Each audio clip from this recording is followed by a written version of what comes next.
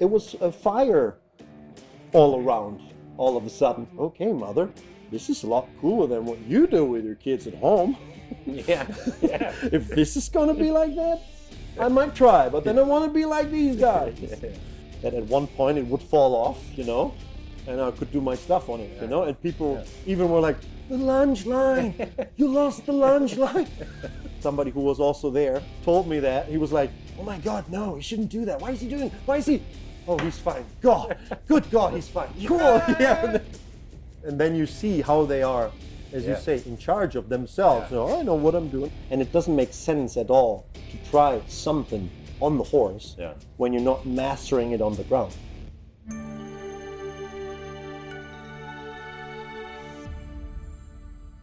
This episode of TRT the Podcast is brought to you by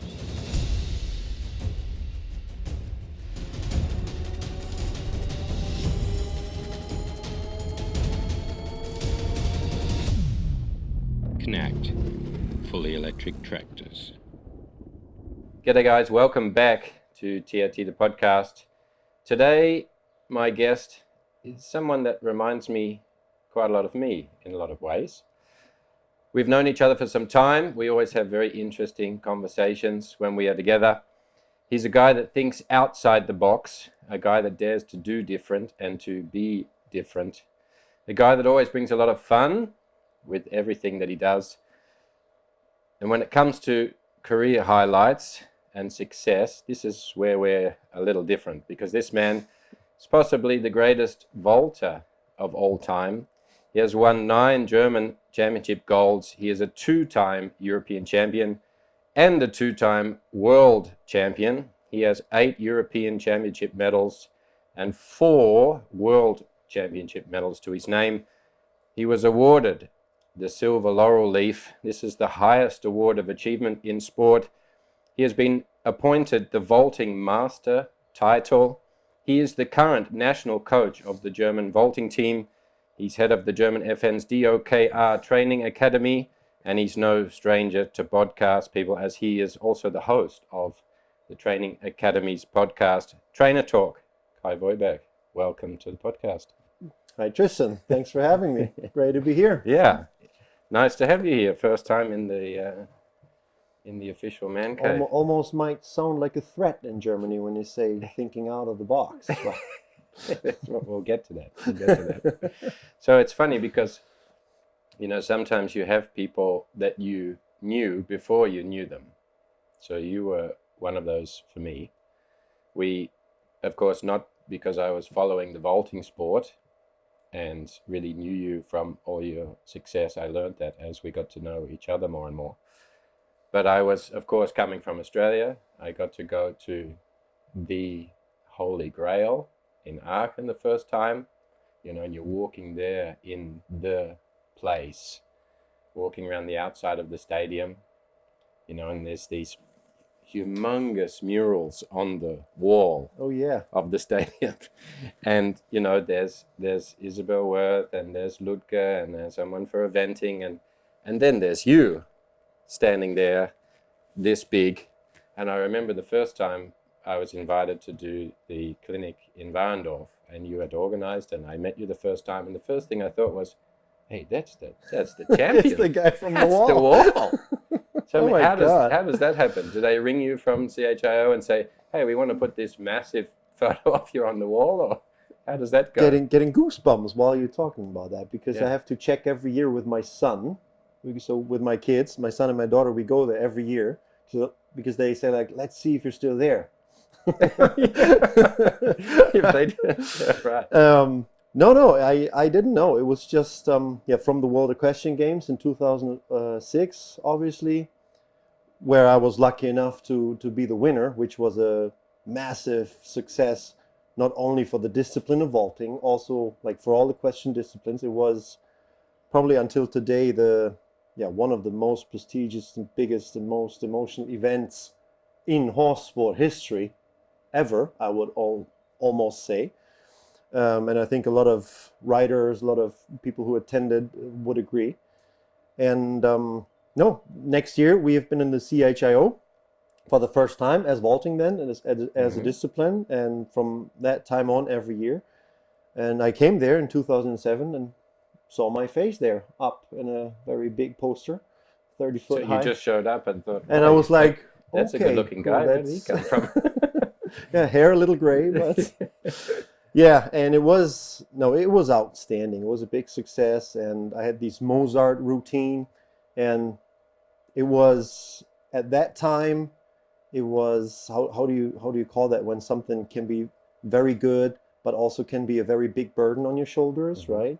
Because people were always like, oh yeah, that's the vaulting Mozart, and and in Aachen, when people there, they still talk to me about that. Oh yeah, I remember you now, almost 20 years ago, which sounds very threatening to me as well when you think, okay, it's almost 20 years ago. So in 2026, when we're going to have the multidiscipline world championship there again, it's going to be 20 years. And it's still, unfortunately, the last gold medal for Germany in the male category. Okay. So we're really working hard to get through that. Because I definitely want a successor from my mother country and in the next years at some point. And that would be, of course, great if that would be happening in Aachen again. Yeah. But you never know. Sports is really complex and really hard to achieve, which it was also in 2006. But in the end, and that's when I stopped my career in 2010. I had my last championship in Kentucky, which was also a great event, flying over the ocean with the horses and everything was really cool. And I learned the years coming after, I really learned to be grateful about everything and to be grateful because it probably has made me a different person, because you get thankful, you appreciate the things you were allowed to achieve, you were allowed to experience, which is not always the case while you're in the game, because you're worrying about stupid things when you're an athlete. You're like, hey, what about that guy? Why he's having this pad and I have to do this, blah, blah, blah.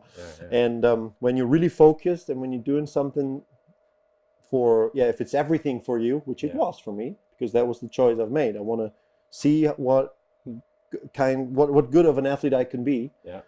So I might have been sometimes a little too focused to enjoy some of those things, which in the years later came. And then there was one vaulter later I was coaching who said that to me, who said, yeah, Kai, there might have been others who might have had some more world champion titles, because we had Nadja Zulu, who's the wife of Markus Ening today, Nadja Ening.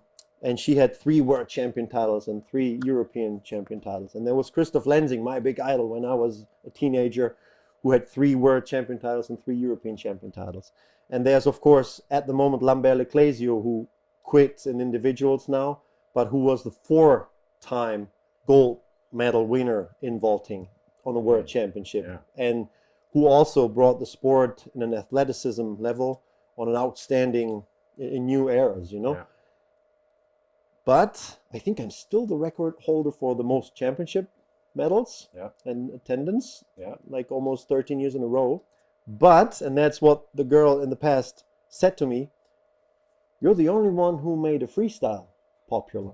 And they know the Mozart freestyle. They call you the Mozart, the vaulting Mozart.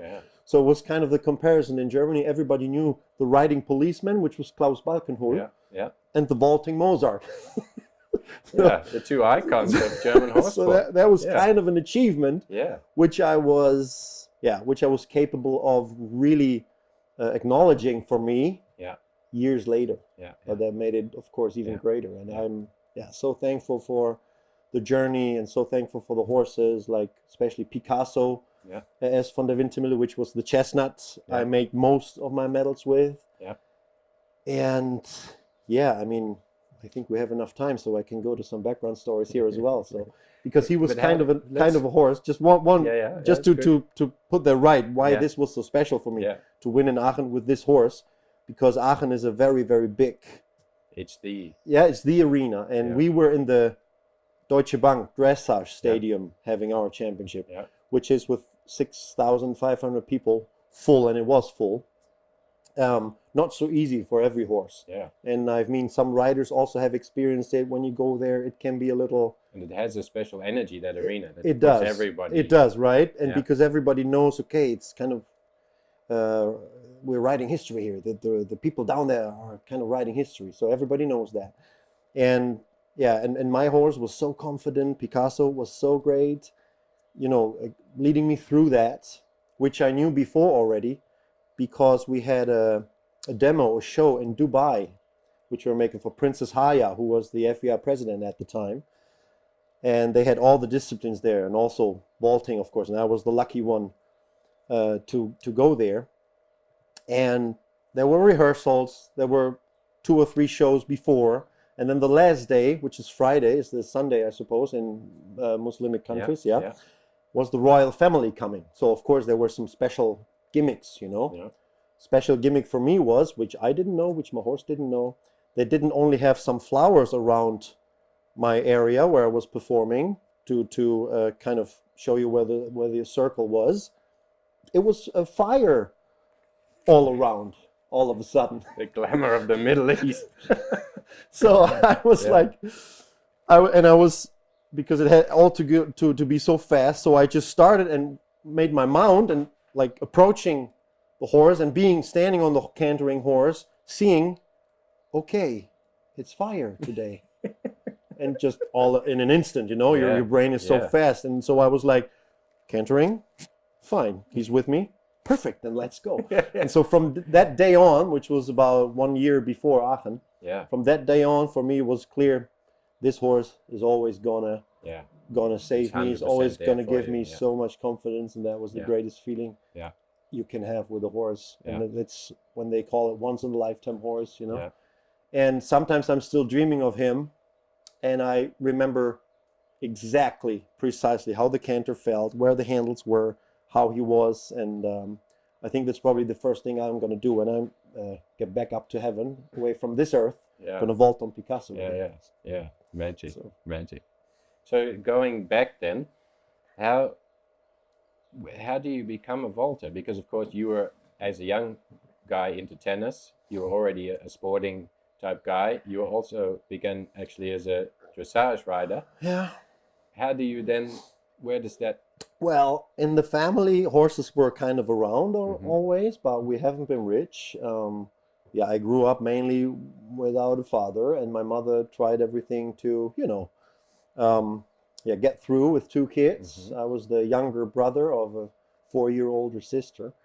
And so she had to work, and she was working a lot in riding clubs, riding schools, teaching the kids, schooling the kids and the beginner riders, and also was making some vaulting there. And my sister was vaulting as well. So of course, as a little guy from 6 or 7 years, I didn't want to spend also my hobby or my free time with these 2 as well, So I thought, okay, maybe there's something else. And I mean, obviously it was the time in tennis, it was Boris Becker and Steffi Graf, big times in Germany. So there was a boom, tennis boom. And so my grandmother gave me these old tennis rackets of wood. So I started to play in her backyard against the wall, And then I started to play in the back against the walls in the riding club. And so people said to my mother, God damn, bring this kid to a tennis club. He can't play tennis all day long in the riding club against the walls. And so she did that, and I arrived there at the age of 7, I think, was still elementary school. So, and I was there with my wooden racket, from the 50s or the 60s. And the coach was like, not sure if you're going to play with that. And I was like, yeah, but I would like to, maybe, I think, because I'm used to. Okay, let's see. So he let me play, and then he put me in a group with, I was 7, I think. He put me in a group with the 12, 13-year-olds, and I was good to go in there, and he was like, okay, nice. So he gave me he still had another racket, because we didn't have much money, obviously. He said, it's okay, you can have that. And it was a Turkish guy, by the way, Ali Gorec, I will never forget the name. And he said, it's okay, Mrs. Vorberg, you can train in my group, you just pay the fee for the club, but my lessons I can just, put him in, because he's talented and I like him and it's cool. So I trained there and I was allowed to go off from school. I remember like 2 days in a week earlier to go there to train, Yeah, but then all of a sudden he went back to Turkey, like after, I don't know, after a year or something. So then that was it with my tennis career, because obviously, there were some other coaches in the club, but it was not the same deal anymore, of course. Yeah. So I had to quit. And so then there was a little more time again to hang out in the riding club.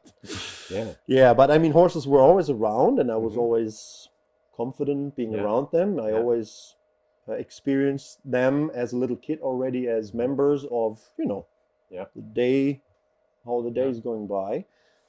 Yeah, and then I said, okay, but then I want to ride, because then I can do my own stuff and don't have to listen to my mother and my sister all the time. Yeah. And so I started, and then it was the time in the, I don't know, late 80s where, Sven Rothenberger, who then later rode the championships for Netherlands, by the way, but who was a German rider before. And Klaus Balkenhol, Rainer Klimke, of course, with Ahlerich. Yeah. So as a kid under 10 years in the elementary school, I already read the book, Ahlerich, from the, I don't know, beginner horse to dressage world champion, blah, blah, blah, where Rainer Klimke is telling the story about how Ahlerich everything went. So I was very interested in that. And then there was a guy in the stables who was riding a little bit higher level dressage. And in the past, which is not the case today anymore, which is kind of sad, we as kids were standing at the door of the riding arena waiting for the riders to be done so we would be allowed to walk the horses to cool them down, right? Yeah.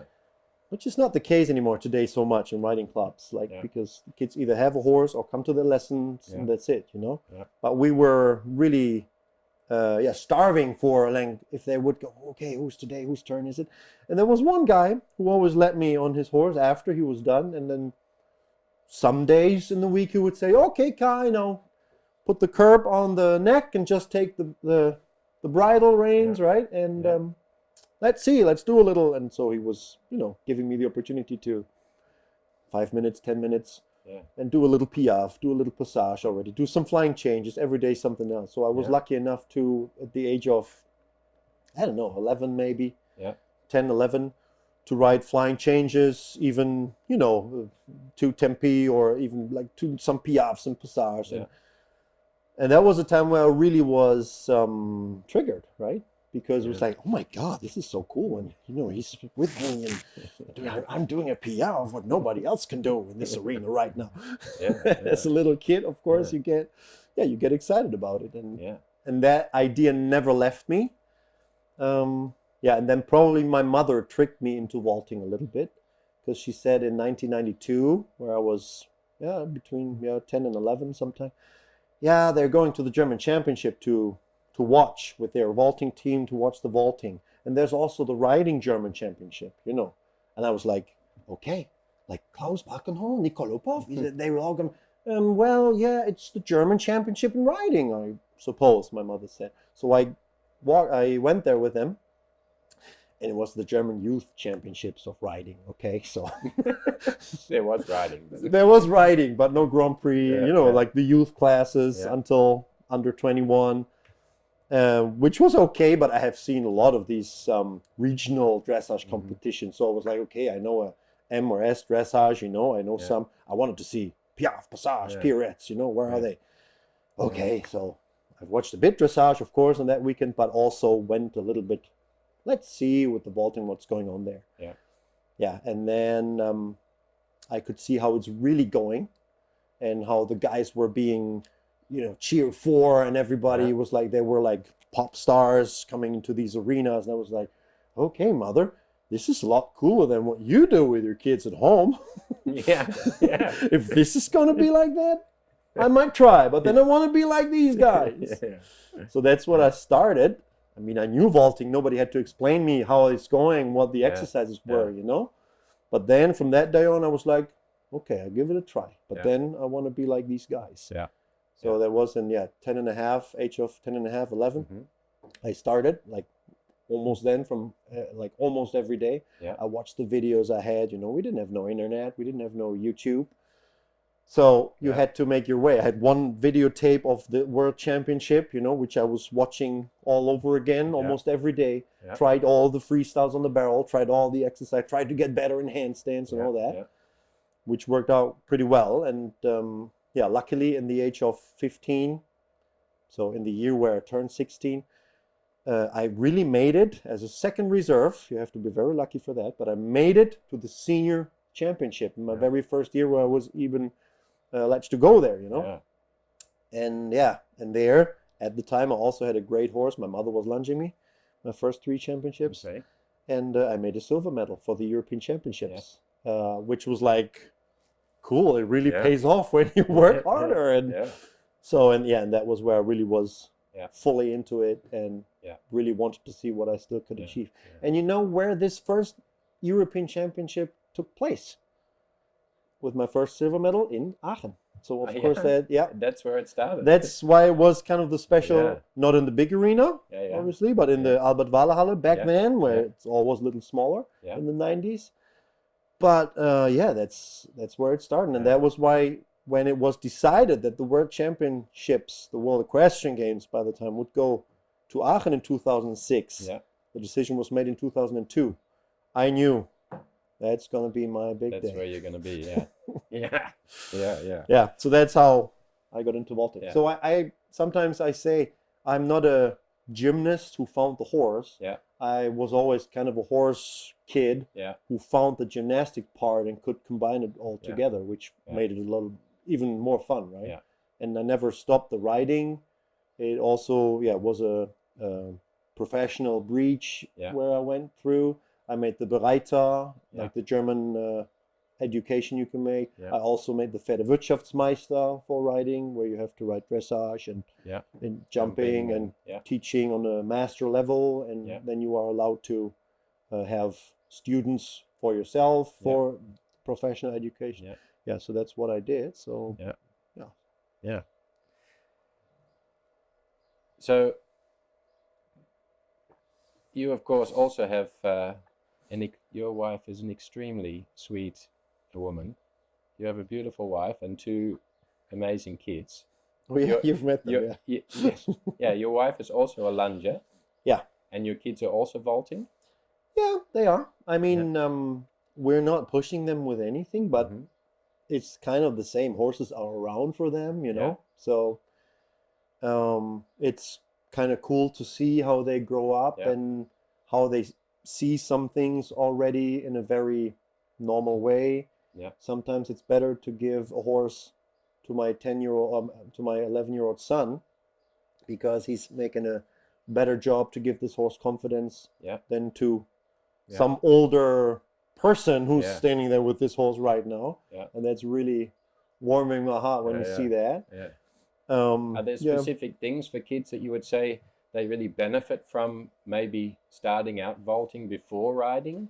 I mean, in Germany, it was usually always the case, and that's why that was the tradition. And that's why we have such a wide base, because we had the riding schools, but of course, riding in a big group and all that, on normal sized horses, if it's not ponies, it's not so easy. So you need specific cognitive and physical abilities to be able to do that, and not to make it life-threatening when you fall off a horse, right? So, of course, you start at the lunge, but there was always the unofficial rule that you really would ride from the age of 10, maybe 8 if you're a little, developed in a certain way, but not earlier. So what basically happened is, because kids come to be interested in a horse like at the age of 4, 5, or 6. So they went to the riding schools and were like, oh yeah, we want to ride. Yeah, you can when you're 10, but before you go to the vaulting, because of course, obviously in the vaulting, and no matter how you do it, but the vaulter is not the person responsible for the aids of the horse. So it's less dangerous. It's like a lunging lesson, but you have a certain single, you have something where you have handles where you can rely on, so you can passively learn to process the moves of the horse. Feeling the gaits. Feeling the gaits, the physical laws involved. you can learn without worrying about anything else, right? And that's why that was the traditional way in Germany, and it still is in a lot of clubs. Yeah. Of course, vaulting got an own growing discipline, but still we also have some big vaulting clubs in Germany, but where they then start vaulting and still think, but I'm riding as well. I have my horse, or I'm riding at another riding school, or they have a little riding school in the vaulting club. Okay. So that's a little bit because of our big tradition. We have a lot of vaulters in Germany. Yeah. We have round about 12,500 competition vaulters in Cantor. Yeah. And a lot more, like numbers were years ago only being guessed, because in the lower level, of course, we don't have registration system or anything, but there are also, kids competitions, vaulting fasts and all these kind of things. And it's probably a number from between 80,000 to 100,000 kids involved in vaulting somehow. Yeah. And some of them go through, let's say around about a third of this number might go through, make it as a sport. And of course, the higher the performance level gets, the fewer make it there. Yeah. A third might quit. Yeah. And a third stays into horse sports somehow, starts riding, dressage, jumping, whatever. Yeah. And I mean, in the 70s, 80s, 90s, we had a wider range because it was more affordable for normal people. Now it's getting a little harder because in Germany, the veterinarians have now a little different regulations, so they had to raise the costs a bit. As you know, all other costs going a little higher, and so it's not as it used to be anymore. Yeah. And of course, the kids are getting fewer, which I think is a problem of all European countries. Yeah. But we're still quite strong in these numbers, so we have a wide base where we can put the people out. Yeah. I think we have a strong competition system.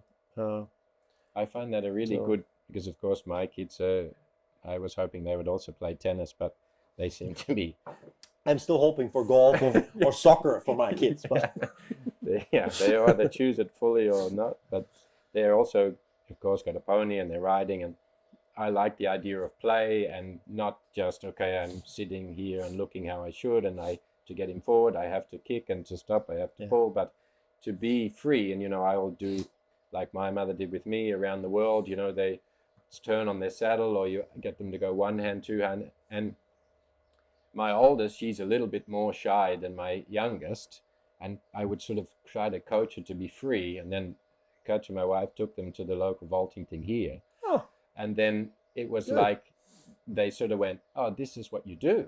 You go with no hands, and you go on your knees, and you try to. So they had immediately this freedom and not thinking about the control on the horse. And I think that's such... And once you have that established, it's so much easier to go on with the riding. Yeah. Because then you don't have to worry about how to process You're everything. not thinking about that.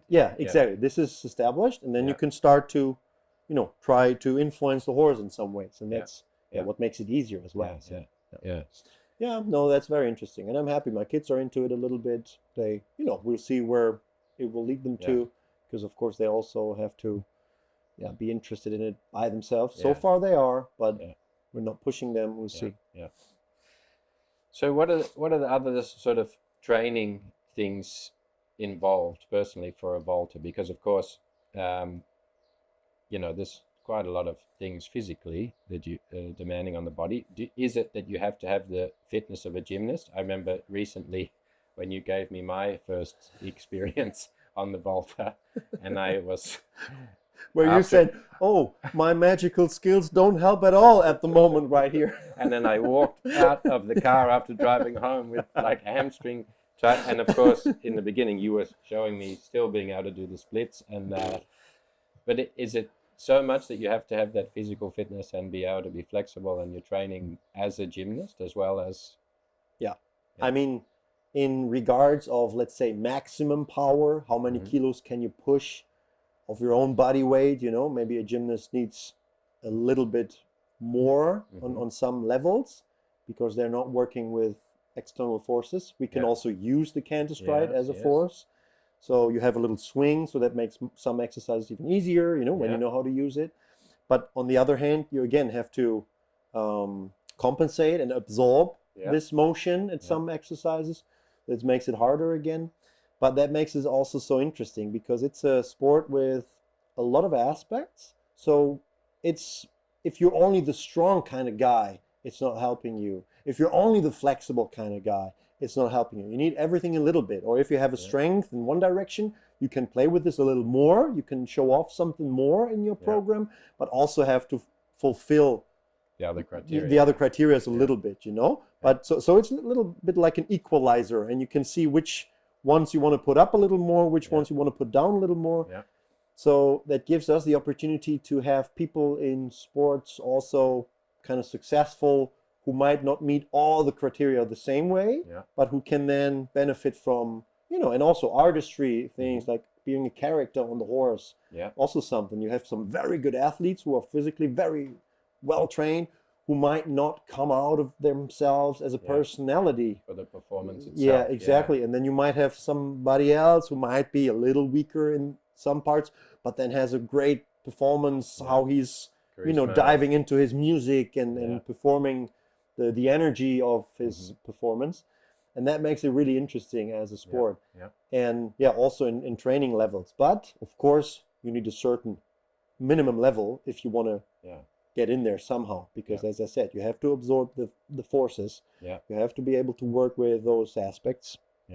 And so a minimum level. And when I say minimum level, I don't mean 5 push-ups and 2 seconds of handstand. That's okay. The minimum level is quite high already. Even if it's not as precise as a top level international gymnast might have it.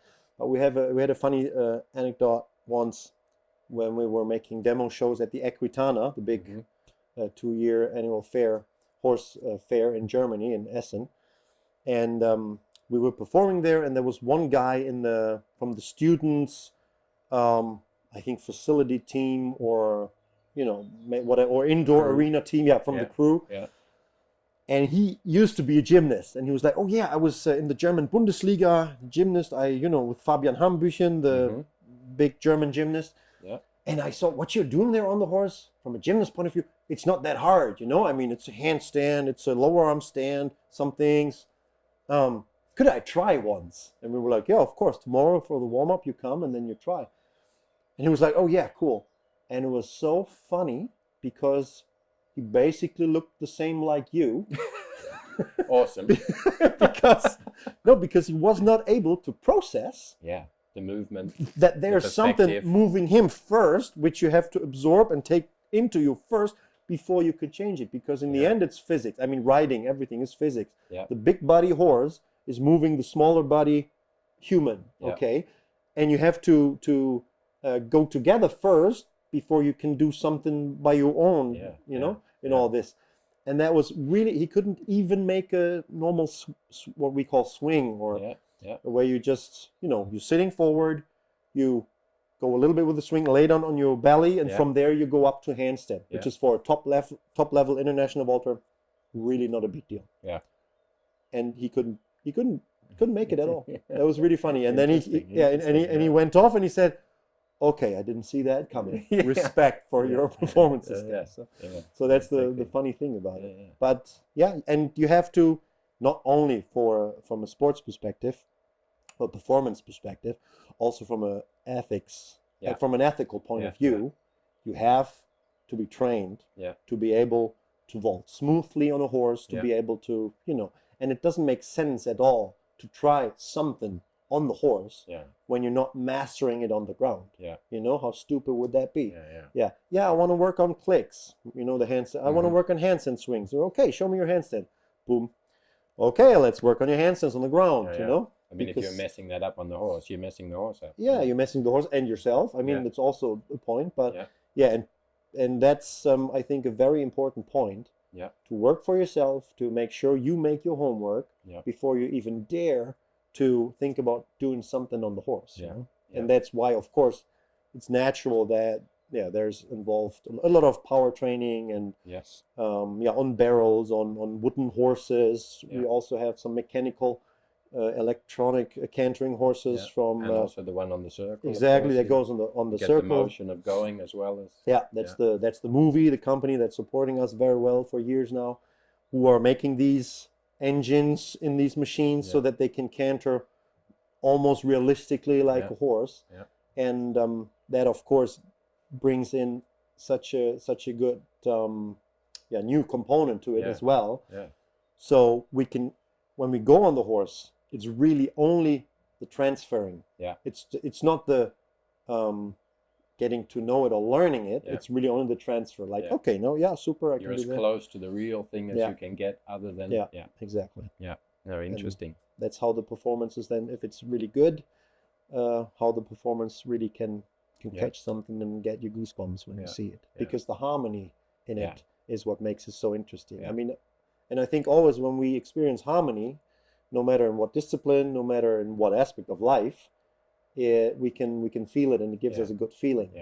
I had once, I've seen studies about musicians and who were on a, what's the correct term, EEG, when they measure the brain functions. And they had a, quartet with 4 violin, viola, blah, blah, blah. And they were measuring their brain function while they were doing it. Before they start to play their tune, it's all going randomly, okay? All the 4 are like somehow individual running. And once they go like 1, 2, and they start to play, then their brains start to go, waves get on the same frequency, in the same frequencies with the, which is like, okay, I think this is what happens when we experience harmony. And I think when you see a vaulting on a horse, or a dressage rider riding in a very good test where everything is light and smooth and in harmony, then I think, if we could even measure it, I think we would never be able to do that from horse and human.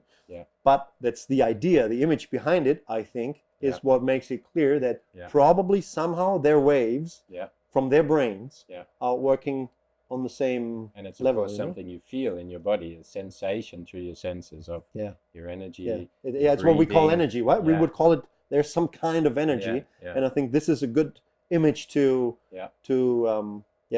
clarify this in your brain, what that could be, right? Is there something you would say, like vaulters or lungers or people working with vaulting horses, even maybe in the process of teaching a vaulting horse to be a vaulting horse, that people that are involved in that, vaulter or lunger, that they know something more about their horses than, say, a jumping rider or a dressage rider? I would never generalize that, because of course every rider is different, and some, if you see King Edward, for example, with Hendrik von Eckermann, and if you experience or if you observe that on a World Cup final, for example, which I was so lucky to do in Omaha last year, 23, because vaulting was also part of the all over finals. And you see him, he's walking his horse himself. You know, sometimes he's just walking him for a 15 minutes walk, then he's lunging him a little bit, and he's trying to connect as well, right? And I mean, if you see these two in the course, you might see why this can be a good idea to do that. So I wouldn't say that there's a general general judgment you can make about that. But what I definitely would say is that through the vaulting, it gives the horses an awareness of their environment, which makes them to, in their reception of their environment, makes them more positive. For example, when you have a horse standing on the trailer and the blanket is a little crooked on the wrong side, okay? If you have a vaulting horse, you can go there from the back, say, hey, buddy, I'm here. You jump up, okay, on the back. On the roof of the trailer, swing down. Kind of, and then you put the blanket right, give him a pat, and jump off again. Because it's their reception of their environment to know that it's okay if somebody does something Jumping up there. Around me, left eye, right eye. They're coming my right eye and they're going up again, and they're we're partners, and they know that. They're not thinking of a bird coming or some danger falling, some lamb falling off the ceiling, which might, and they have to learn to discriminate that. to make the right judgment about that. And of course, as a vaulting horse, it gives you the confidence for that.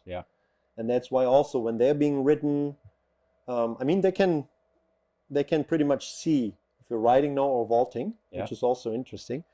But in general, I think, and that's why we have some horses who come to vaulting with a second career, because they failed in the first career as maybe a jumping horse, maybe a dressage horse, mostly.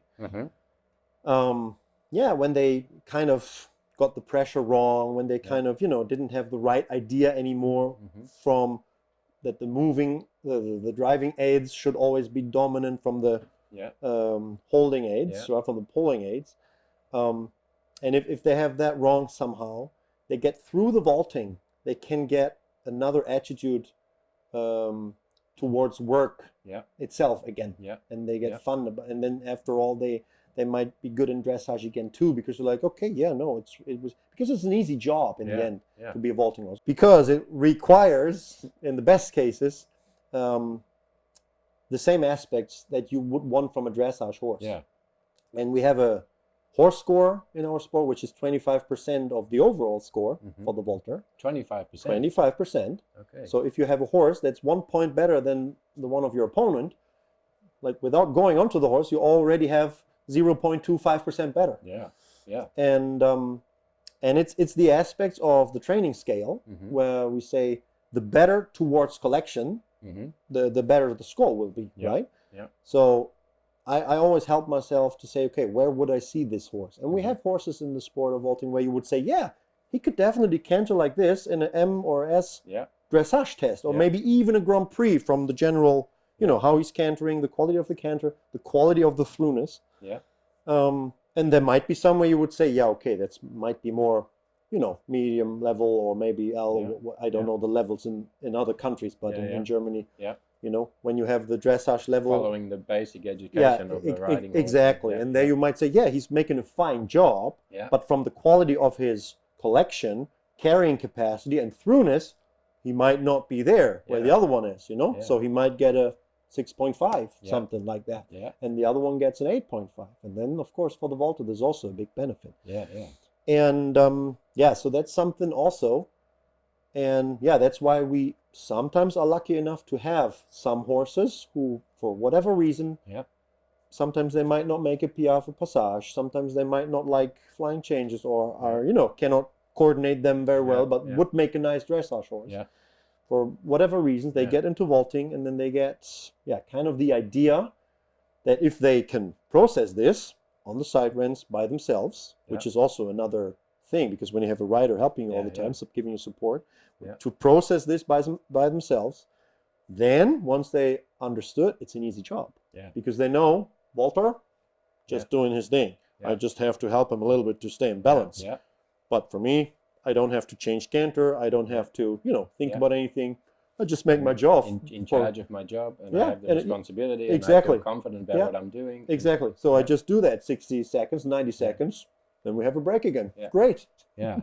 So that's the thing, right? And why I could do with some of my horses in the past, and some good vaulting horses do that, even vaulting with no lunge line anymore, right? And we had this in the show in the past, like starting with a normal one, then we had prepared the lunge beforehand, that at one point it would fall off, and the horse would always then look for the little bigger circle, and then until he would really go canter around the arena, and I could do my stuff on it, and people even were like, the lunge line, you lost the lunge line. The lunge is still standing. What?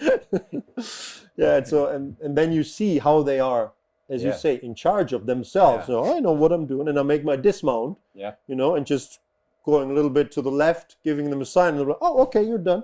Trotting, standing until somebody comes to give them a pet and get them back again. So, and that's really great to see that, how they can really, through the vaulting, get a different kind of awareness for their environment. Because of course it has to do with trust. You cannot vault on a horse that you have to pull back somehow. You cannot vault on the horse that is a little anxious about what is happening up there. And that trust you have to give them. I mean, of course, there's some who need a little longer explanation.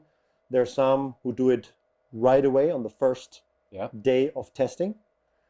And there are also some where you say, okay, not going to work. And which you have to accept because they can make the decision. And it's the things about body awareness, if it's okay if I'm there on the croup and I can see if I can stay there. Because sometimes they might just not understand it yet. And I stay for, with a lot of weight and not just tickling them, but really stay there with my body and they feel it and they're like, okay, no, that's okay, fine. But if not, I have to accept that. And I usually see that in the first day of testing. And then I can tell you, this one might not be the right choice. The same for a jumping horse. When you have one who's always stopping in front of the fences, you have to accept this decision of the horse and say, okay, maybe not his thing. Let's see what. Find another purpose that suits him better. And that's what I love about horse sports in general, and about that the communities of all the disciplines are coming more together these days than, for example, in the 90s when I was still a teenager. Because then you find sometimes you can find better for the individual horse in question what is really his job really to do. Suitable, what his purpose should be. That's the story with Klaus Balkenhol. They had a self-bred horse. You also have met him, Robbie, for Commotion. And he was supposed to be a dressage horse who has super gaits. He has a nice passage if he has a good day, if he wants it. But he's also a little lazy sometimes, and or a little saying what he likes and what he doesn't like. And this was an example where Balkenhol family gave us a call and said, maybe that's something for him. We tried to keep him a little longer, maybe gave him some more time, but at the age of 8 or 9 we were like, not going to be a Grand Prix horse, But we still, because we bred him and he grew up here, so we still want to make sure, that he's going in a good place and not going from trading stable to trading stable or becoming a riding school horse. Being open enough to think maybe he suits something else. And then what I loved about it, because, and I had the same story with Monica Teodorescu also, who also had a self-bred horse, who was very good in canter, but had some weaknesses in trot, And yes, and that was a perfect fit for those two horses. And I think it's very good that we're open these days enough to find the right track for the horse, for the individual horse in question. Because that's what Klaus Balkenhol said the first day of testing.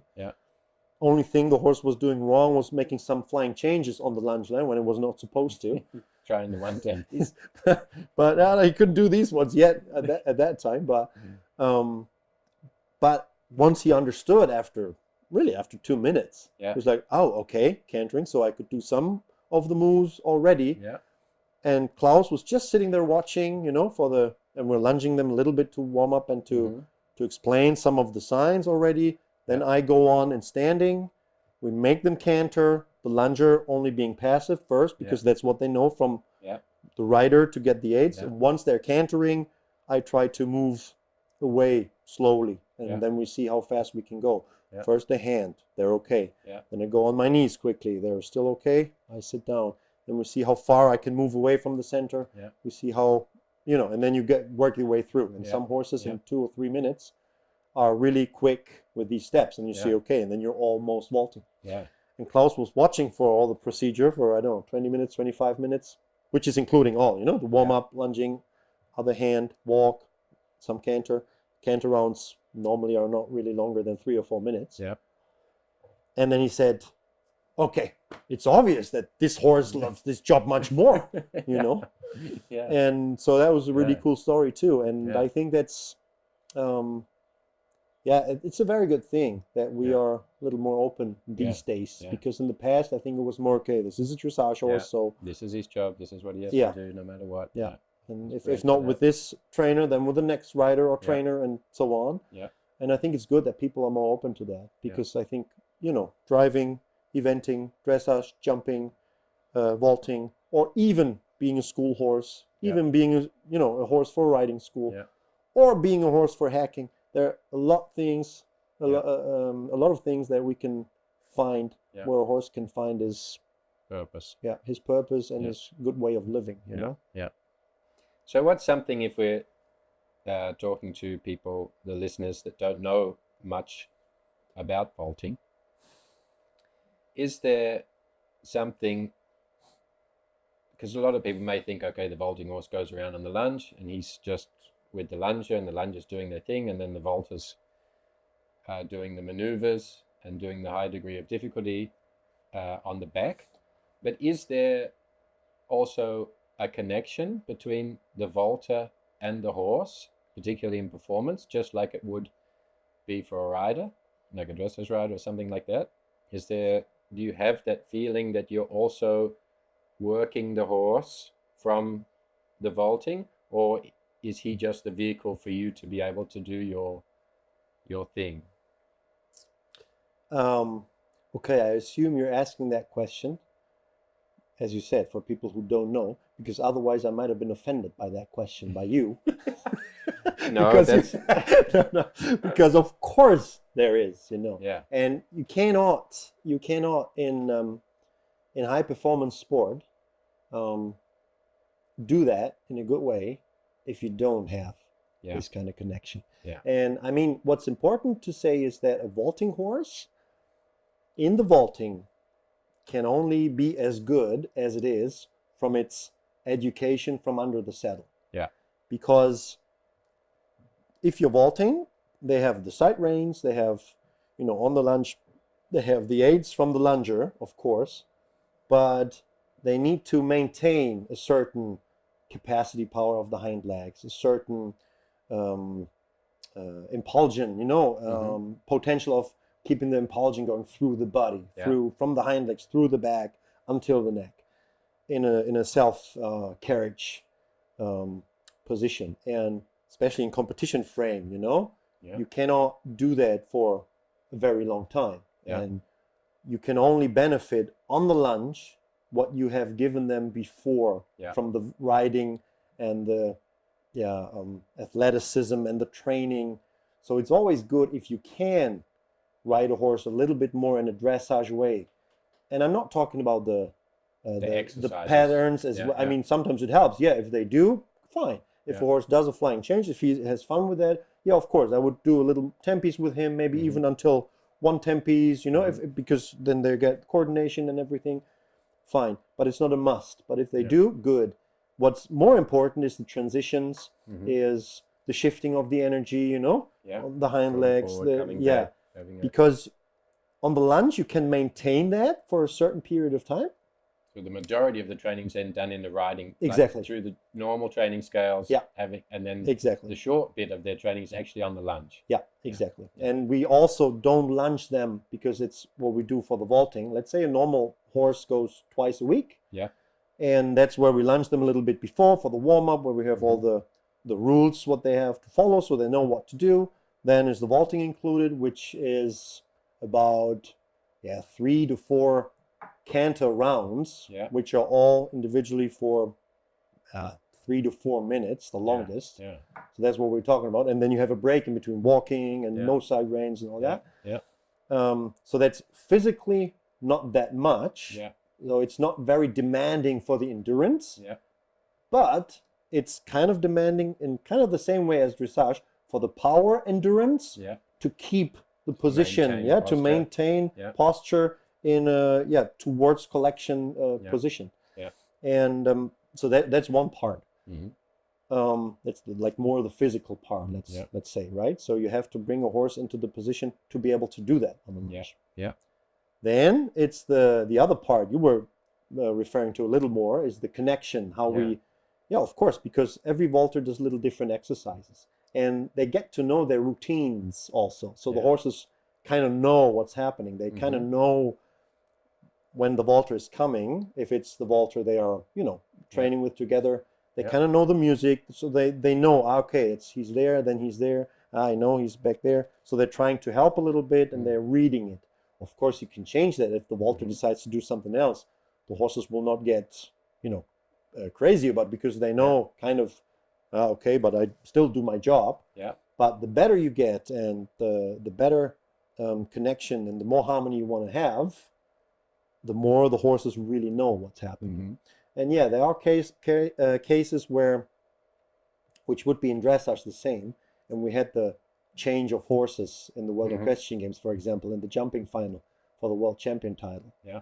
And of course it works when you have a top rider and a top horse. Yeah. They will find their way together in 30 seconds or maybe even less. Yeah. And that's the same with vaulting, of course. Yeah. When you have people who work in the same philosophy, then also with the lungers, it's quite easy to just change, and in an instant it should be working the same way.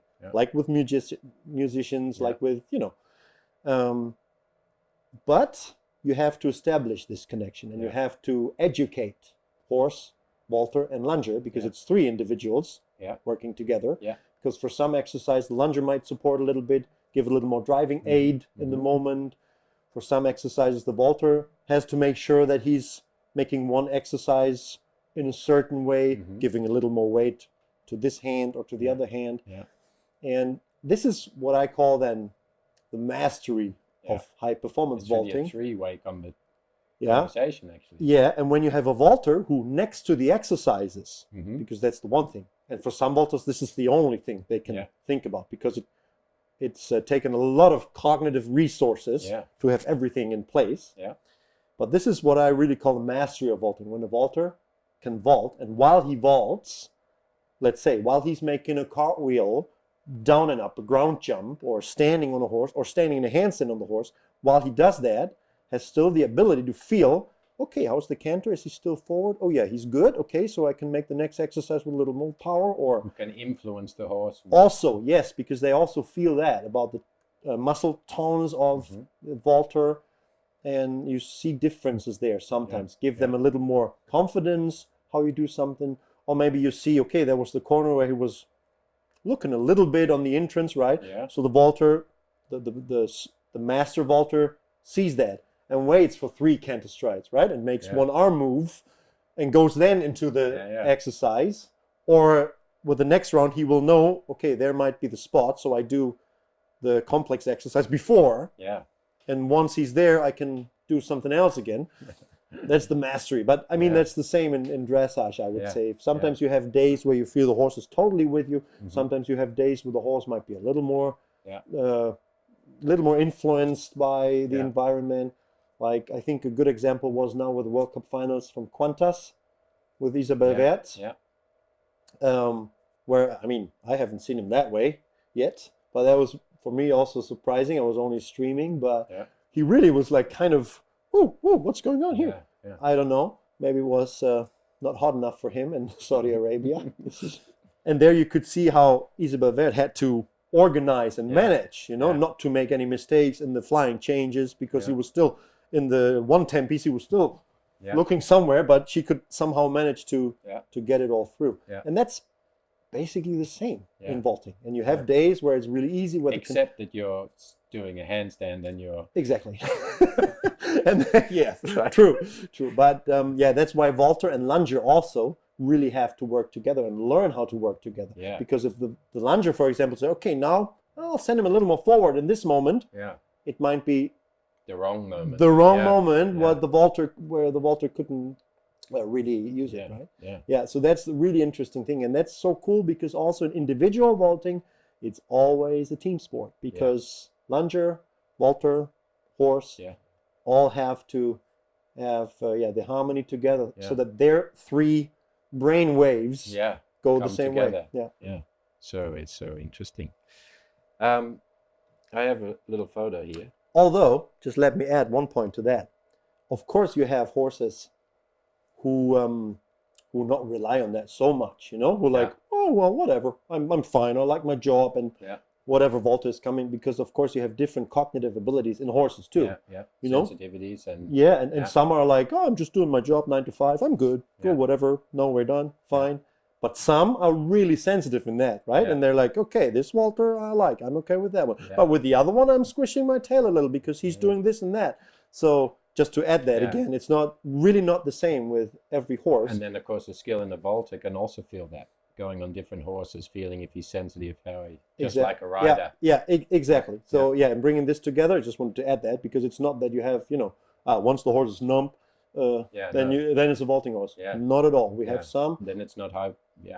And we have some where I could say, let's say if there's an injury or somebody might not have I don't know, not have make it on his horse, where you could really in an instant say, yeah, you can go on that one, and you will know, and after 30 seconds, it's working fine. Yeah. But there are also some horses where I would know this horse only with that vaulter, and I don't need to try, and I don't, and where me as a coach, when there's a situation coming up, which we have sometimes, because we can actually put another vaulter on another horse, maybe, but it really needs to be well thought through, because there are horses where I know, no, this one, and I know that this horse is going on a championship only with that vaulter, for example, because they are totally different in their sensitivity, which makes it even more interesting and exciting again. And also even more fulfilling when it comes off. When it comes, and you're like, wow, great, have you seen how the guy managed that and how they came together there? I mean, that's the same feeling for every discipline again. It comes, like you say, to the mastery level, to the art of doing what you're doing. Yeah. So during my extensive research, I came across, of course, lots of different photos, but I have one photo in particular that triggered me a bit. And I just want you to, I'm going to show you the photo, and then I just want you to just go through the story, what this was. Actually, I saw the photo and I didn't read what it was about or anything like that. I just was affected by the photo, and I thought I want to get it from you rather than read what the editor or somebody sent. So that's this photo. Okay. Yeah, that was the day of my farewell ceremony. All right. Yeah, that's it. And because this was a farewell for when you were stopping your professional career. Exactly, because that was in Aachen. Of course, they were kind enough to give me that stage to celebrate the end of my long career. And next to me is the woman was Ulla Ramge, my Bundestrainer, my national coach for many years. And I'm her successor now as a national coach as well, which is also a funny story.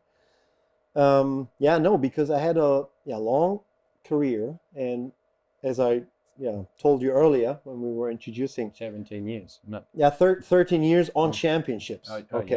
So I was qualified for the championships for Germany, where always only 3 guys are allowed to go, from 97 to 2010 in a row. And that was so it was not only a huge part of my life, it was, I don't know, part of my dreams, part of my, my personality somehow. And I mean, as always, when you're an athlete and when you're very focused, you have to be careful about not losing yourself as a person, which probably sometimes might have been the case, because you're connecting the athlete with yourself as a person. You become that guy. If you were a good athlete, if you had a good competition, you think, I'm good, everything's perfect. If you have a bad competition, you think, I'm a bad guy, And it can get out of hand. And I mean, maybe, and it's good that we have more awareness nowadays for mental health issues and these things more, especially also in high performance sport, because when you're a high performance athlete, your daily life is not the glamour. Your daily life is dull, suffer, physical education, running the same track over and over again, doing the same exercises over and over again. So, but still, I loved it. I loved the process of becoming something, when you start for preparation phase and okay, I'm not there yet. Yeah, but I will be in 3 weeks. I know I will be in 3 weeks. And then you feel it coming, and then you have the last practice before you leave towards the championship, right? And you're like, okay, today just doing one freestyle and that's it. And it's going to be fine. It's going to be good. And you do it and it's good. And you're like, wow, God damn, I'm so ready. So I love this process, but still it takes a lot mentally, emotionally. And for me, because it was, as I told you, my mother didn't have a lot of money. I had to go out there. Vaulting is not the sport where you can grow rich. But it still was a big part of my life, and I was able to, kind of manage everything. I had some horses in training, some lessons for some people, making some shows or demos here and there, making some clinics here and there, and it's also a mixture of everything, which turned out to be okay for me as a single living individual by the time, but it also sometimes was not easy. And doing this for all the 13 years under sometimes a lot of pressure, because I was putting myself under a lot of pressure.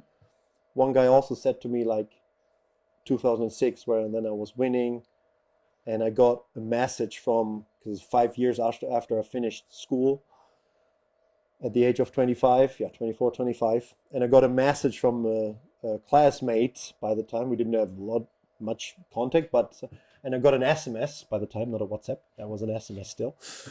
And he was like, "Hey, so cool. Just have seen you in the news on Cologne Central Station on the big screen. Congrats." And I was like, okay, here's happening something in your life. So, and people ask me like, is it hard if you have pressure and 1 million people watching on the TV, And because in Germany, vaulting is sometimes a little bigger for the bigger events, not for every event, but for the bigger events, it's a little bigger, more recognition. And I was like, basically I don't care, because I make the most pressure to myself. Because I want this thing to be good. That's but as I said, this pressure can also get kind of unhealthy at certain points.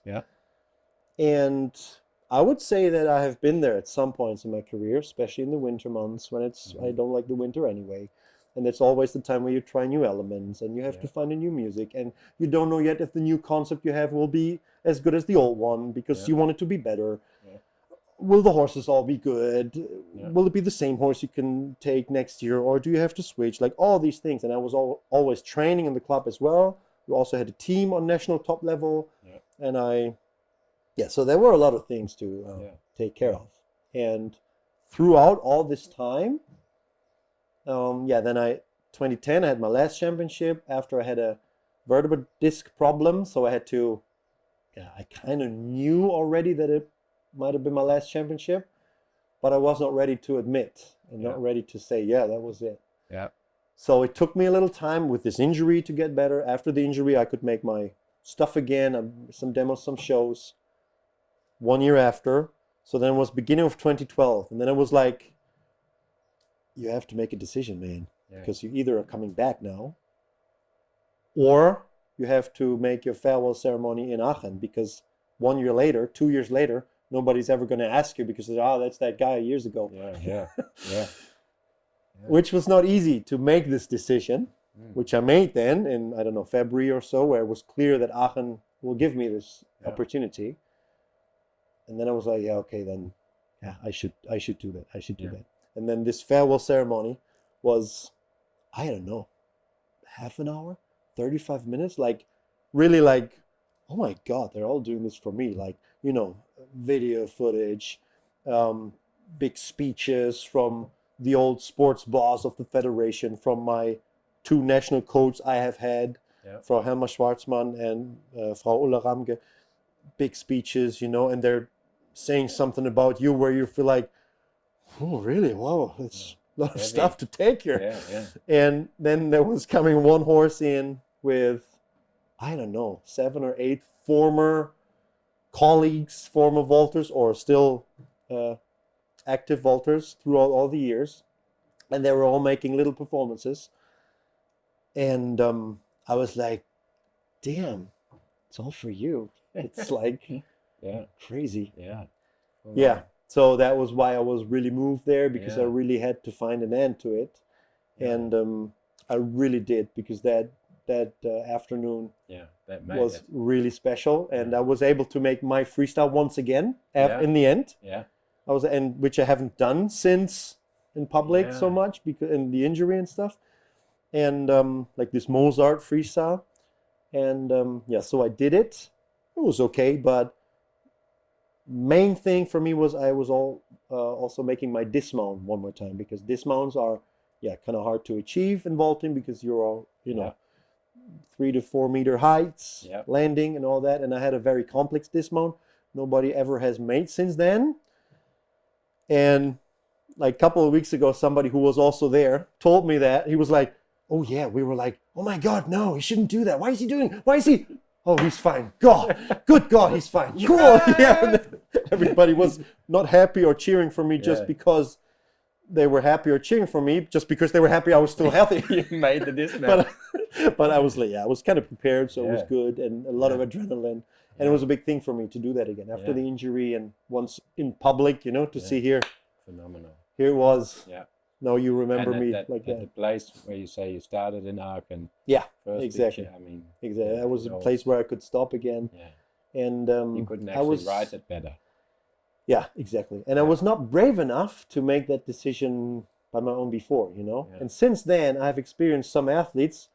I was coaching then, because I've been 10 years national assistant coach. And now for 2 years, I'm national head coach. Mm-hmm. And there was, for example, Christina Bö, who was world champion in 2018 in Tryon at the World Equestrian Games. Or also Viktor Brusewitz, you might have known, a German, quite famous vaulter for a very long time, who also quit last year, had his last championship on the European Championships, and now the last World Cup final in January in Basel. And these two were kind of an example for me in retrospect, because they said before, okay, that's going to be my last season, and then this is it. And I admired that courage to say that, because I remember how much I could not do that. Yeah. What a sissy I was. Yeah. To say before, but it might be my last one. Yeah, but I want to go focus through it, as if not, because otherwise I might not be focused, blah, blah, blah. Yeah. I think just excuses maybe in the end. So I was admiring the courage they really had to go in the last season to say, this is it. Yeah.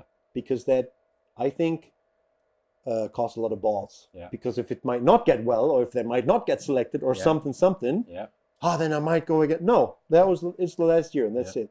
Yeah. And I told them that too, that I was really moved by that, because I didn't have that.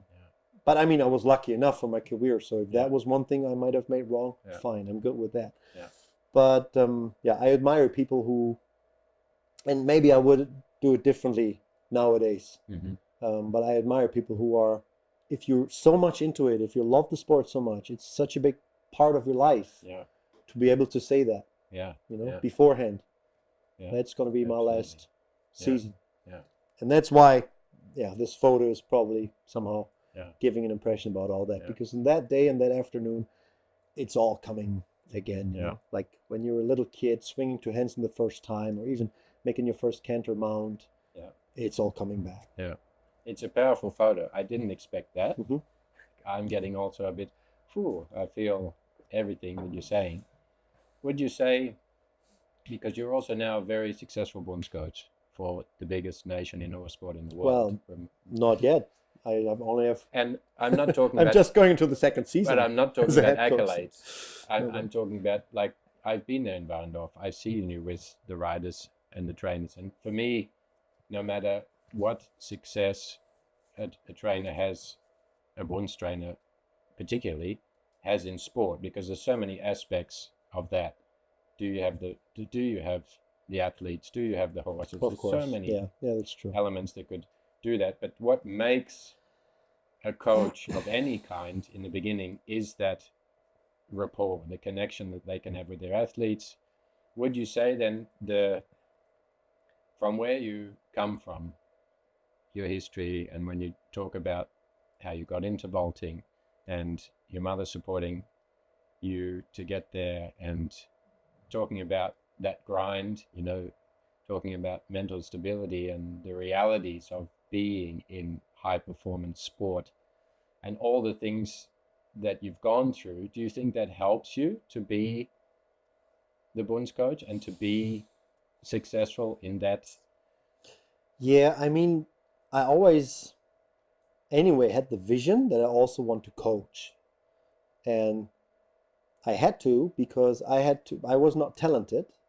And I was always the one as a teenager when I started to get there a little bit, where you're not on national level yet, but on the county, you're going a little bit up. And because we have these county systems where you first have to go through there to get qualified for German championship and until you were really in the Bundeskader in the national level. Yeah. And there I was always the one kind of left behind, kind of, no, he's not the one, like, he's not the talented one, and so on. So I had to, if I wanted to get good, I had to know how. And I needed a plan for me. I needed a plan for the exercise. I needed to understand how this works and how I can make it work. And that's why as a kid or as a teenager then, I was always considered, also when then I was getting better, I was always considered as a hard to coach athlete. Because, oh yeah, no, Kai is always saying something when he gets a correction and he's like, oh, why should I do that? He's hard to coach, like, you know. And because I wanted to understand, because I had my plans, I had my background, yeah, and I had a reason for doing things. So when somebody goes, you have to do that, I was like, okay, but why? How am I benefiting from it? Because now I'm doing it like this for a reason. So if you say I should do it like that, tell me the reason.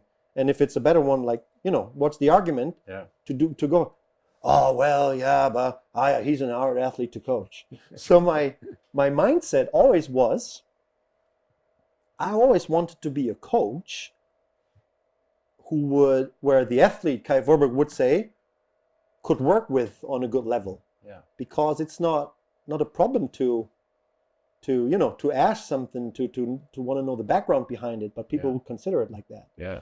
And my lunger at the time then, like the first 3 championships, my mother lunged me, which was also like good for the beginning, but then of course some issues, mother, son, late puberty, trying to know everything now, and caused some issues. So then it was a good thing that I got a new lunger, and that was Kirsten Graf, Kiki, who also launched me through all the very successful years after, all my gold medals. And then I remember one situation when we're having a clinic in Warendorf, and there's this one arena where there's a room, and you look through the window in the arena, right? And I was having some training, and I was also very emotional and sometimes aggressive. When something was not working, I was just, angry with me, and I could kick against the wall or take a chair and throw it, because I always had the feeling it has to get out, because then I can use it again. Yeah. And I can use this aggression, canalize it, and next time it's going to be better. Yeah. And Kiki, my lunger and coach, and my eye from the ground from that time, always would give me that space, because she would always go, wait 30. For other people, she would say, wait 30 seconds, then you can talk to him again. Yeah, it's fine. Give him his room, and then. Yeah. And there was a situation where something like this happened again in training, but then after it was really good, and I was like, oh yeah, cool, thank you. And so I was then walking the horse, cooling down, walking off with the horse, and Kiki, lunger, would go in this room, and there were 2 older coaches, former very successful coaches, where I had also worked a couple of times with them, and they both said like, oh yeah, Kiki, with me he wouldn't have done that. That wouldn't be allowed. No, definitely not. And the other one, no, with me also, no way. Come on, how can you? And the only thing she said, yeah, with me he's winning gold medals, and walked off. And that was kind of the relation we had. So she was giving me the room, the space, of course, reminding me sometimes if it was a little too much, or also when you're trying some exercise, hey, how do you think? Doesn't this look cool? And she's like, well, letting me do it for another 3 weeks, but then said, maybe you think, maybe it's not cool. Yeah, okay. So, and through that, this was one aspect. And the other aspect was I experienced once a coach, a very old now, in the 90s, very early 90s, from a German team. And they have been on the championships before I became a fan.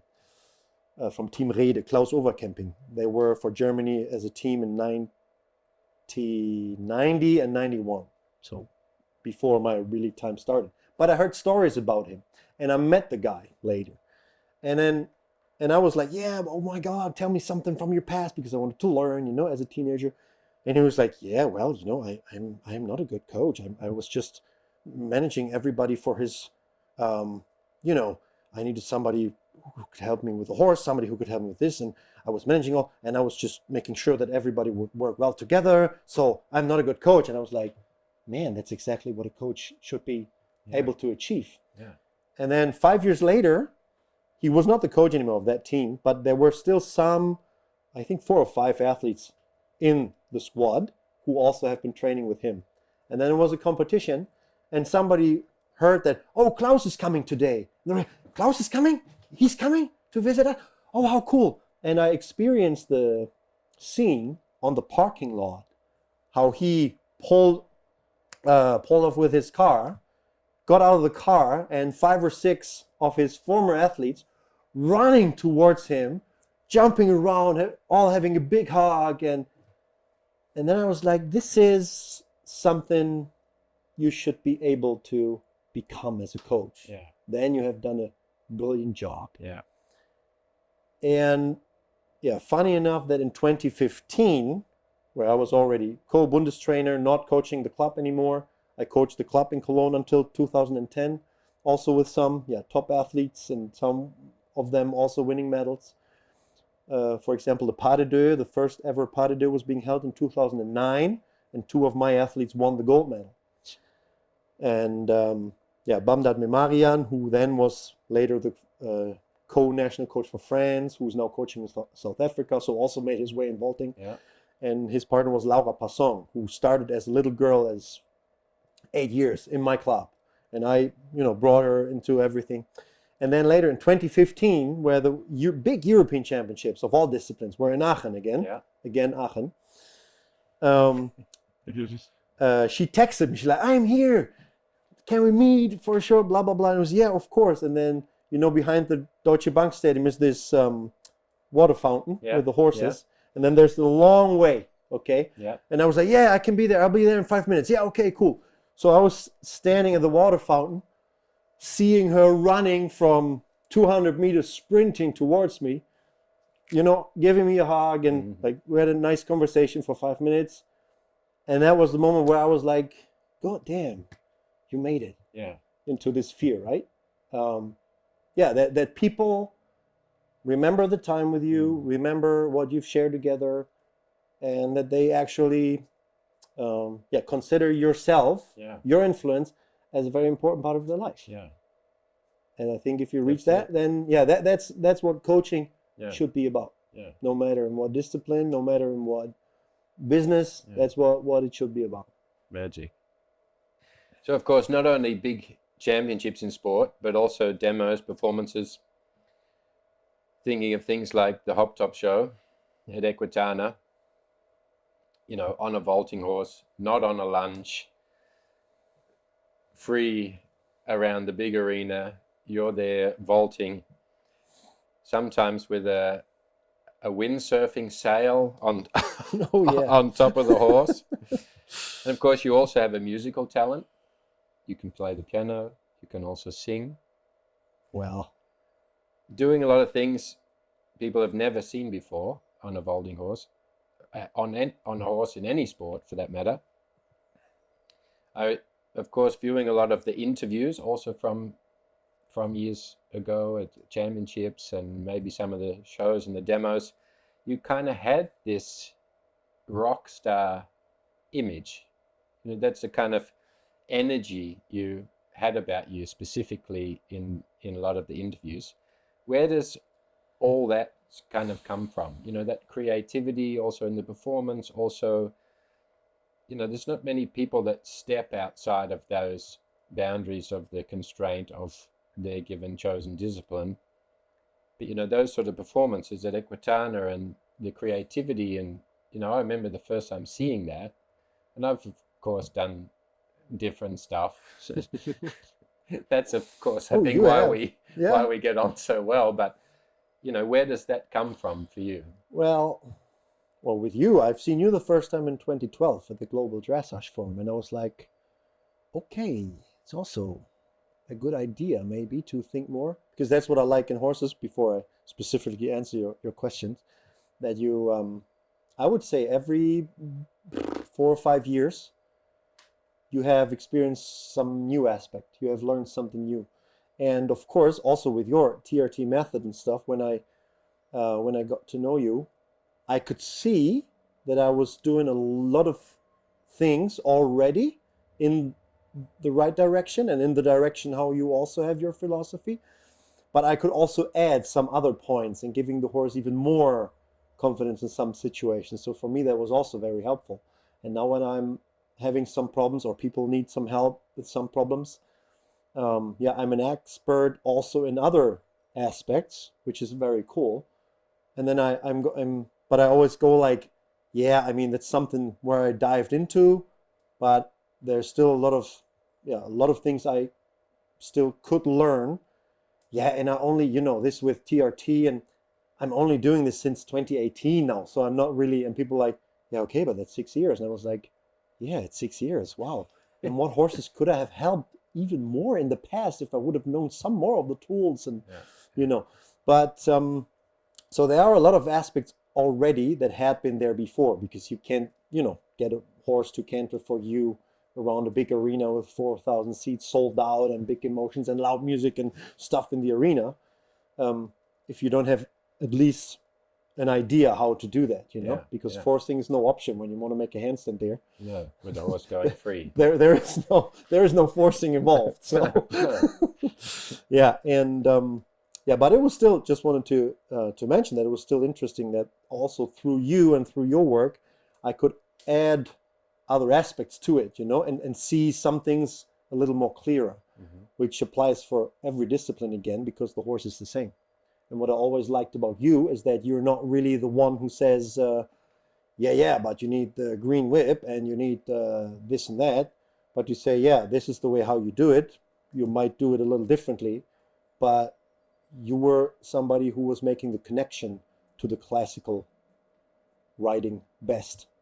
And I think that's why some of the old pioneers who were coming over to Europe, like Monty Roberts, like Pet Pirelli and so, or maybe even, I don't know, there were some people, but they were struggling a little bit because I think they were not creating the bridge to the classical riding, and where that would help me in my dressage test in that corner, using my aids the way that they remember what we have trained on the ground before.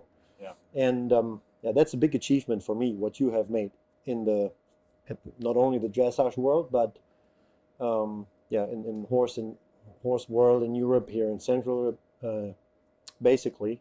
And I really appreciate that. But also, as I said, seeing in the end, there were a lot of things you were already doing automatically like that. For example, when you were loading a trailer, I didn't have a Knotenhalfter. But it was always important for me that they wouldn't stand there like this, but just, look at the ground and find their way like this. And through the other people in the past I've just mentioned, it was a shame, because then classical people would be even less open to try that, because they would even laugh about a Knotenhalfter and, it's difficult. Not thinking about if there might have good aspects or not. So that's definitely an achievement you have. You were responsible for there. Also in our country, and also in the top performance sport where I'm working, because I'm responsible in the German Federation, at the German Riding Olympic Federation, for our top coaches as well, for their education, or if they want to do something, if they want to, dive deep into something, then I will organize that for them. And also you have been a huge part in that, also for some of our top riders, which I really appreciate. So I just wanted to make sure that I don't forget to mention that, because that was also for me a big part. Even seeing in retrospect that there were aspects where I would say, I probably did some of those things, but now I understand better how they're going together. Coming to why this gave me also good opportunity to do some different things, right, in shows, and like from the horse point of view, which I will answer first, and then I will go into the artistry part. From the horse point of view, I was lunging already when I was very young, 12, 13, 14. I lunged already. I met a little talent group in our club. My mother let me coach little teams. My mother let me lunge horses. So I would say how do you say that? I broke in the first horses on the lunge, or for vaulting, which are not young horses, but the first steps then for the vaulting. at the age of 14, 15 to explain them things. Yeah. And then there are things that are not working the normal way, which is the same like riding. Some things are not working the normal classical way if the horse has had bad experience. If the horse, I don't know, might have a different reception of the world. So I had to think about it. And there was specifically one horse, for example, which came into our club, which was a very cool cantering horse, like kind of collected, an old East German bred, this wide forelegs, very balanced, but still uphill and very nice. But he would just be afraid for when you would raise a leg, he would just be afraid. You could explain him so many times and he would, speed up a little bit. He was okay with kneeling, with handstands, with the normal stuff. But when the leg would go up, he might have had, such bad experience, or maybe just not, maybe just from a natural genetics point of view. Yeah. And it was just not working. And I was responsible, and I wanted to make him run for my team. And okay, how can we help you? So, and there was one day, and I was alone lunging because he was perfect on the lunge with the side reins, and nobody was there anymore in the club. So I was like, he's so good. We have to, it's just understanding. He just needs to understand that I don't want him any harm, how could I do that? And of course, you always have the situation, lunger, telling the horse something. Vaulter, in the beginning, might be the reason for some irritation for the horse. Yeah. So the vaulter causing irritation, lunger saying something. And then in an instant, I had like this thought like, oh, man, I'm riding you too. And riding and there the leg is okay. He's not. So I put the lunge and the whip aside, had the horse with the vaulting equipment and stuff. And I go, okay, now think of me as your rider. So I made the horse canter. And he cantered, big round, like the whole, big arena, first track. And so I started to pet him. I went on my knees, what he knew from vaulting already, a little bit. And he was fine. So I took out my leg in the situation where there's the problem. While I would do that, give him a little half hold, right? And he was like, huh? Oh, not running. Okay. So half hold was okay. Then I took the leg away again. And he was like, okay, where should I run? Because on the lunge, it's always going round. So they don't feel the end. In the big arena, he was, all of a sudden, I had the feeling he was like, okay, it doesn't make sense to run because there's nobody trying to stop me and I have to somehow deal with it myself, right? And so I could tell him this, what was totally new, because in the past it was like lunger tells the horse, vaulter, just pads and doesn't do anything. And so I was like, and I was maybe 16 or so. And I was like, okay, I'm the problem. The vaulter causes the problem for, putting the leg away. The horse is irritated. So the vaulter needs to be the solution for the horse out of the perspective of the horse, right? Yeah. And so this is how it started. And all of a sudden, in 3 minutes, he was cantering the whole arena, and I could vault with exercises we couldn't do before on the lunge. Yeah. So that was kind of the breakthrough where I, tried to find another way, that there must be another approach and another perspective for the horse. And that's until today, still sometimes I am telling some when there is like little issues, and sometimes it might even been a little driving aid, what we were talking about before, Mm-hmm. Oh yeah, he's always slowing down with this exercise. Have you ever thought about letting the vaulter give a little click or interrupt the exercise, sit down, giving him a little leg aid, explain him, and then do the exercise again? Because sometimes the horses just have to understand that we all want the same, right? Because they even might do the right thing when they slow down for an exercise, for example, standing exercise, or so, because they might think, and I hear the lunger, I hear you're saying you want me to canter faster, but I think he's trying to tell me something else up there because he's doing his weight on this side, or, so the horse is not doing mistakes on purpose, just trying to interpret the situation the wrong way that we might expect it to. Mm-hmm. And so then the vaulter is also part of the solution. Yeah. If you're part of the problem, and I mean with the rider it should be the same. If you're part of the problem, if the horse is pulling back, if the horse is bucking, then you have to be a part of the solution as a rider. And that's where I started first to see that there must be a different level, a different art of communication, right? And so I was always open to these things, and that was where the moment was born. Where later in shows I could do that stuff, and and people would go, "Wow, cool!" And because it's not this free stunt riding where they run and you're just hanging, but the horse is basically only, which is also they're also kind of confident and happy to do that. Yeah. But it's cantering and more in a dressage way, and then you still can do stuff, and that's also very impressive because they really do take care for themselves. And once they do that, and I always say. It's like when you have a driving lesson. They said if the driving teacher is at the right word or instructor, if he's not saying anything, the guy who learns driving is only supposed to go on, right? Yeah. If I don't say left or right, you just stay on the street and go on until I say, wait, now left. Okay, now left. And that's kind of the same. When the lunger is not saying anything, the horse should be carrying on to do what it just does at the moment, right? And if that's canter, it's canter, and same way.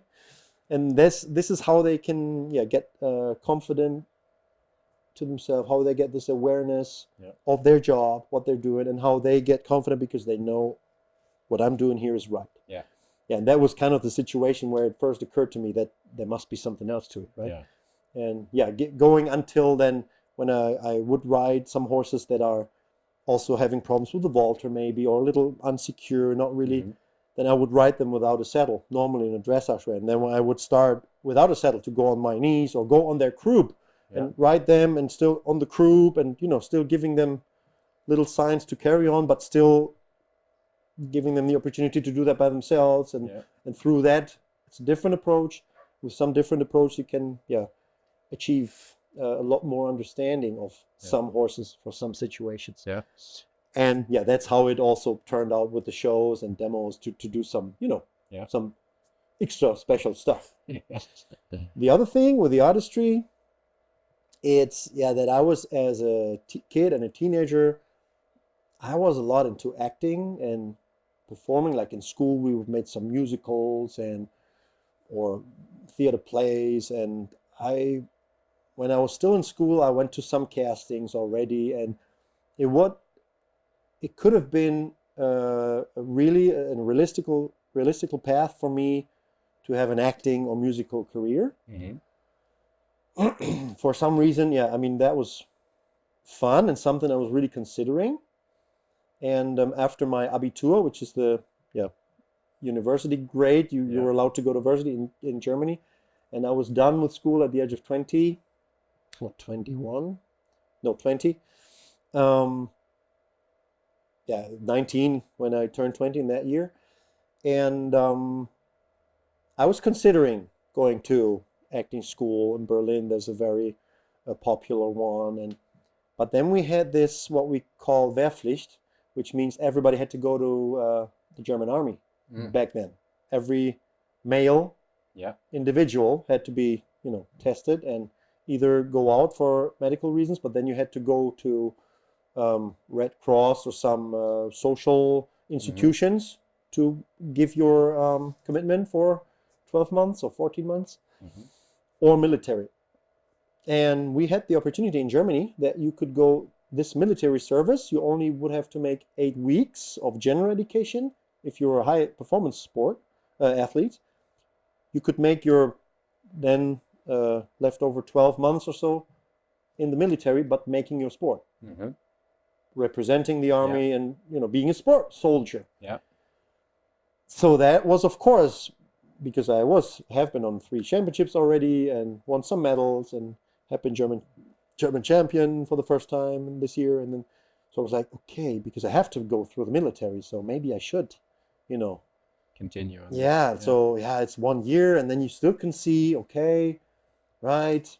But of course, I was also intrigued by the fact to see, because I haven't won a gold medal yet, and I was also intrigued by the fact it might be worth it to give it a try. How good as a vaulter you can be, and and then my former horse owner by that time, who was also the president of the riding club where we've been, he was like, okay, so you train the team and you make the club run, and I'll always make sure that you have a good horse for your individual stuff. What don't you think? And well, okay, it's also a cool opportunity.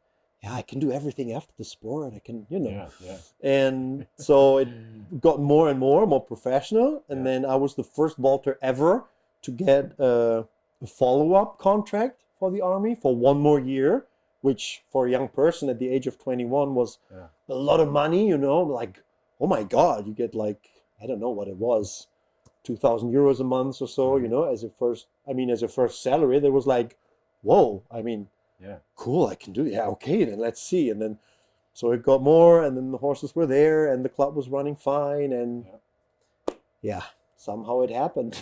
And then I got stuck. But I think if it would have been another discipline maybe, or another thing, whatever, I might have had the breakthrough somehow, because I wanted to perform somehow. I wanted to do something with music. And with vaulting, I could do all that. I was, cutting music concepts for other athletes, for me, for the team, and something. I was starting to cut videos for my little company in the beginning, some of my shows. I was cutting some videos and sending them to some other OCs of big competitions, so they would book me again. And then I could make another, set up another show for a classical or pirate show or this and that. Yes. And so I had the opportunity somehow to give it a, how do you call that, when you needed to get it out, Yeah. Otherwise you would starve, or you would not continue with what you do, because you need to do that.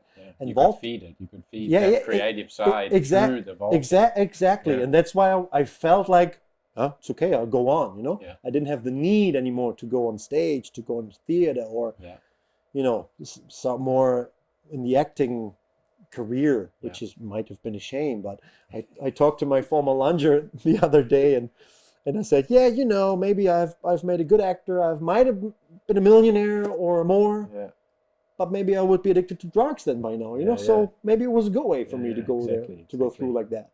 And I think one thing I might have really missed would have been the work with horses, of course, because since, if I think about it, since I was 11, horses have been around me. I mean, before, of course, they have been around me, but since I was 11 or 12, I've always been working with horses, probably a longer part of the day than not.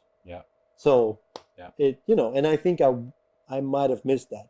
If I would have become an actor, I probably would have, bought some horses and make a little dressage stable, so I could go there once in a while, taking a look at my horses.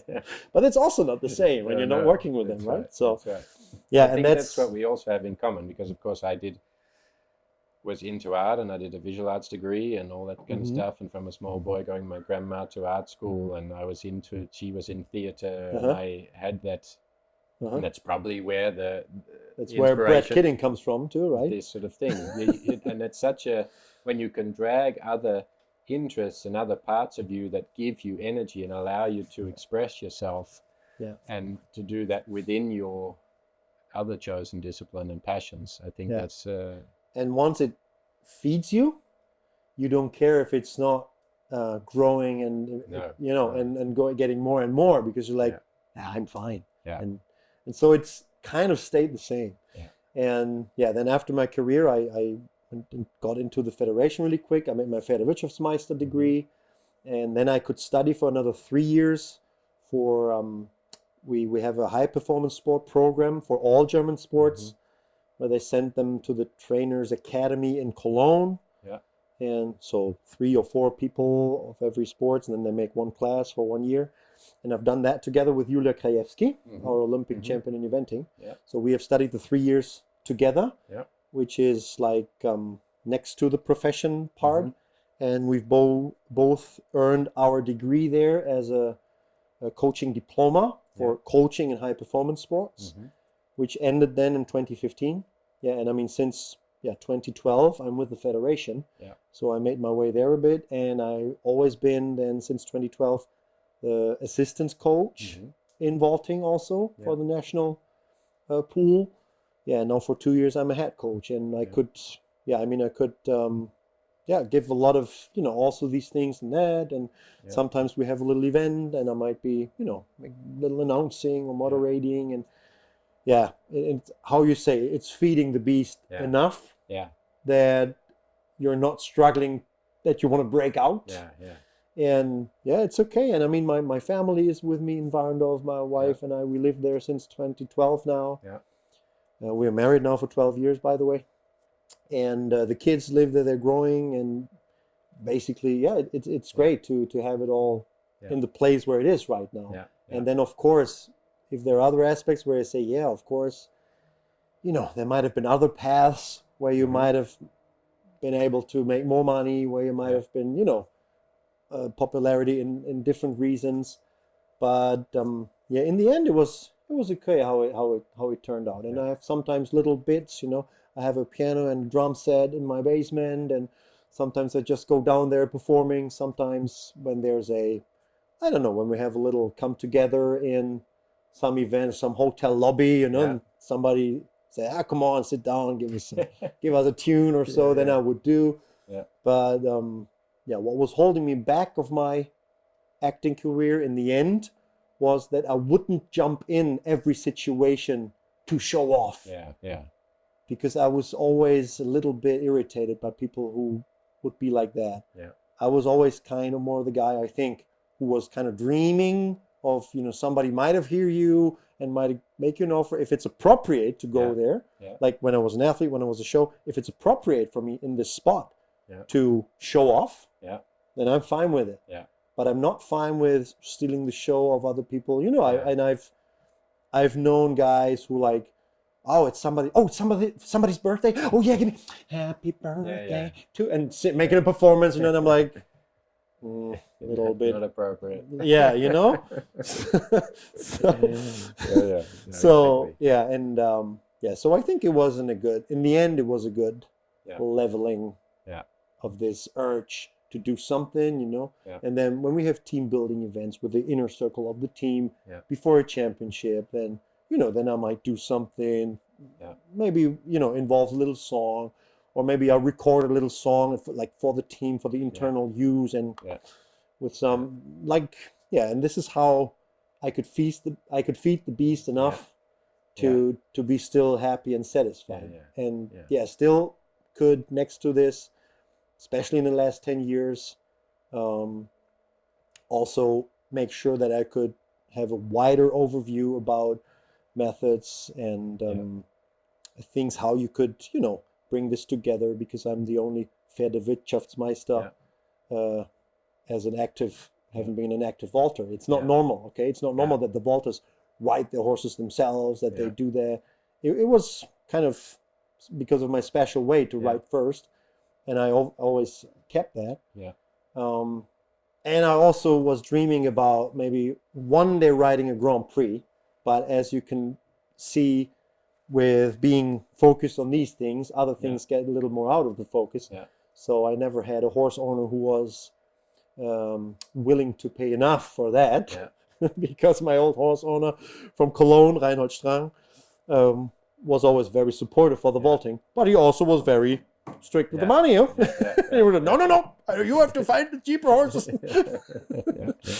And so of course then it's hard to make a career in dressage as well. But I'm really happy that even today, even some also dressage people come, if they have some aspects, hey, do you have an idea there? And also with our national coach group of all disciplines, we're really on same level. We're all talking about sometimes if there's a problem with an athlete or with a horse, through all the disciplines, and we have a very respectful working relationship, and that's also very cool. And I mean, that's also something you could have dreamed of, right? And when I was a little kid, I was always the one on the competitions to watch the good ones, but like for the not so good ones, I'd rather go out of the competition arena to watch the good ones in the warm-up, right?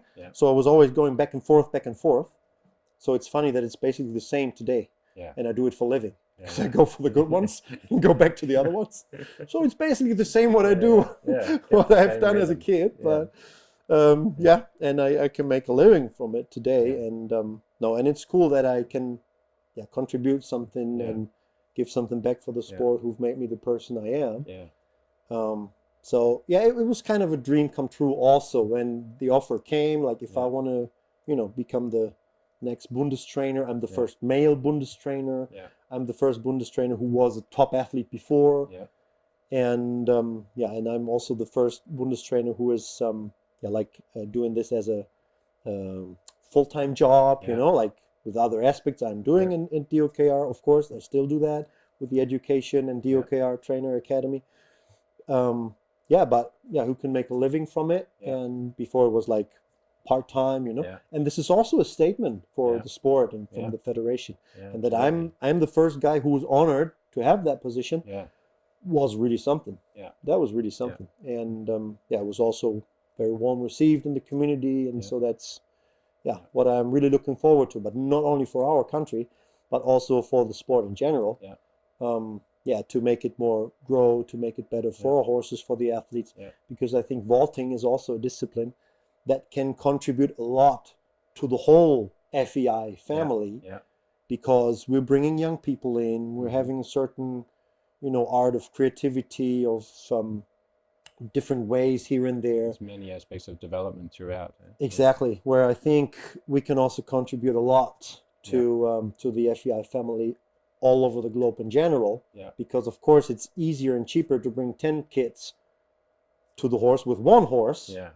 Because they share different aspects, and they have certain social aspects they learn as a team together, that they're sharing a horse, that they're taking care together for a horse.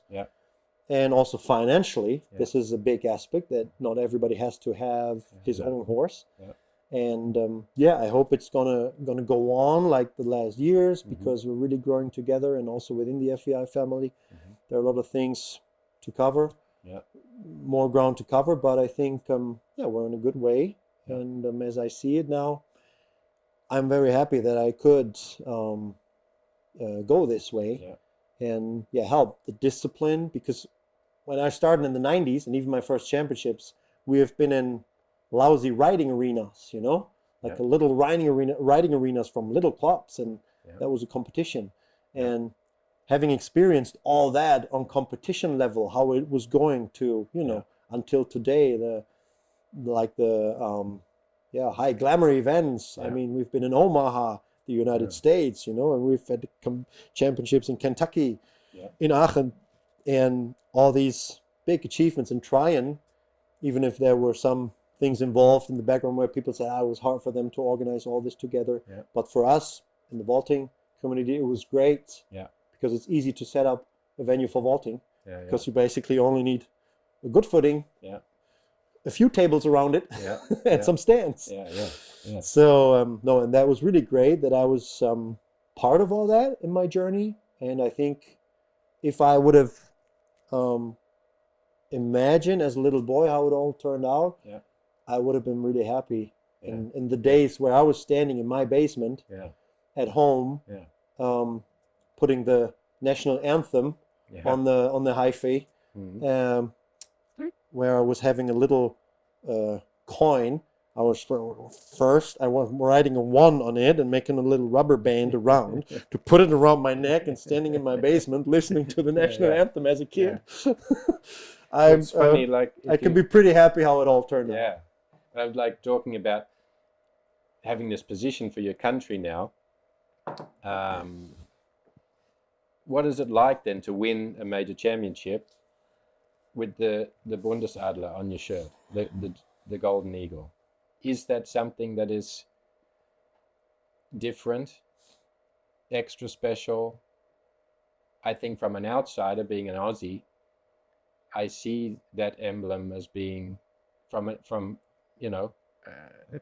guy growing up in Australia. I come to Europe, I'm interested in horse sport. The German eagle, the coat of arms, the emblem for me is this, not having anything to do with it. It's a strong, powerful, symbol. Yeah, it definitely is. I mean, it definitely is.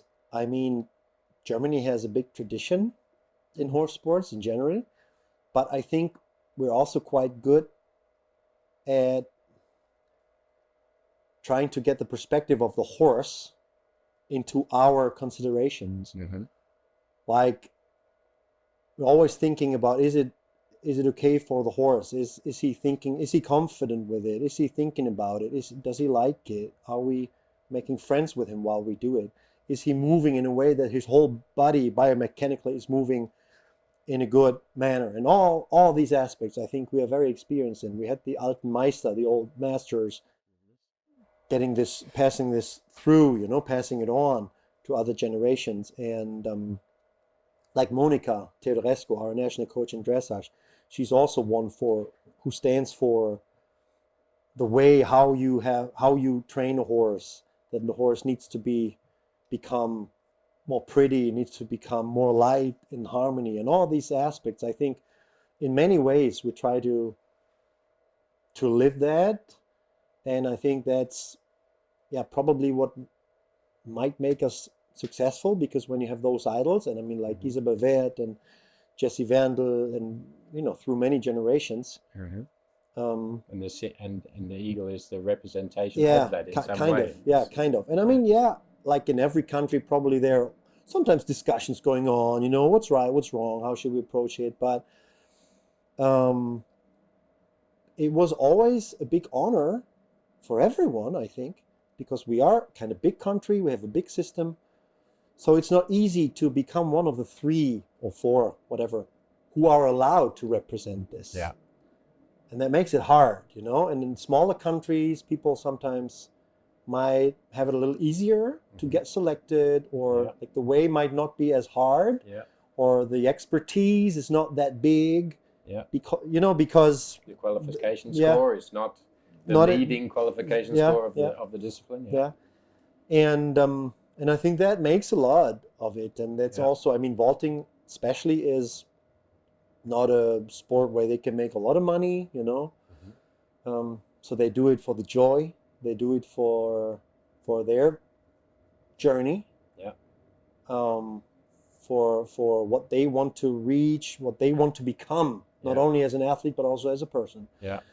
And I think that's what makes it special, and that's why every year when we have our championship squad selected, they know. And I sometimes remind them of that when we're standing on the championship, that they know that the 4th guy, the 5th guy would love to be in their place right now, And sometimes it's just like a wink of an eye, who's going and who's not. And I think it's important to have this awareness. And I think that's maybe what makes it, this when they experience to go somewhere for the golden eagle. And as I said, not everything's perfect.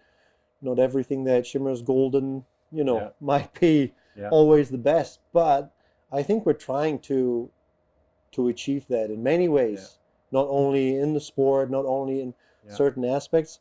And I think that's what kind of makes it special. And in the end, of course, you need opportunity, you need money, you need good horses and all that. But in the end, you cannot buy the golden eagle on your chest. And I mean, for me as a kid, it was always kind of the big achievement was to get the selection, right? To be selected, to be one of those.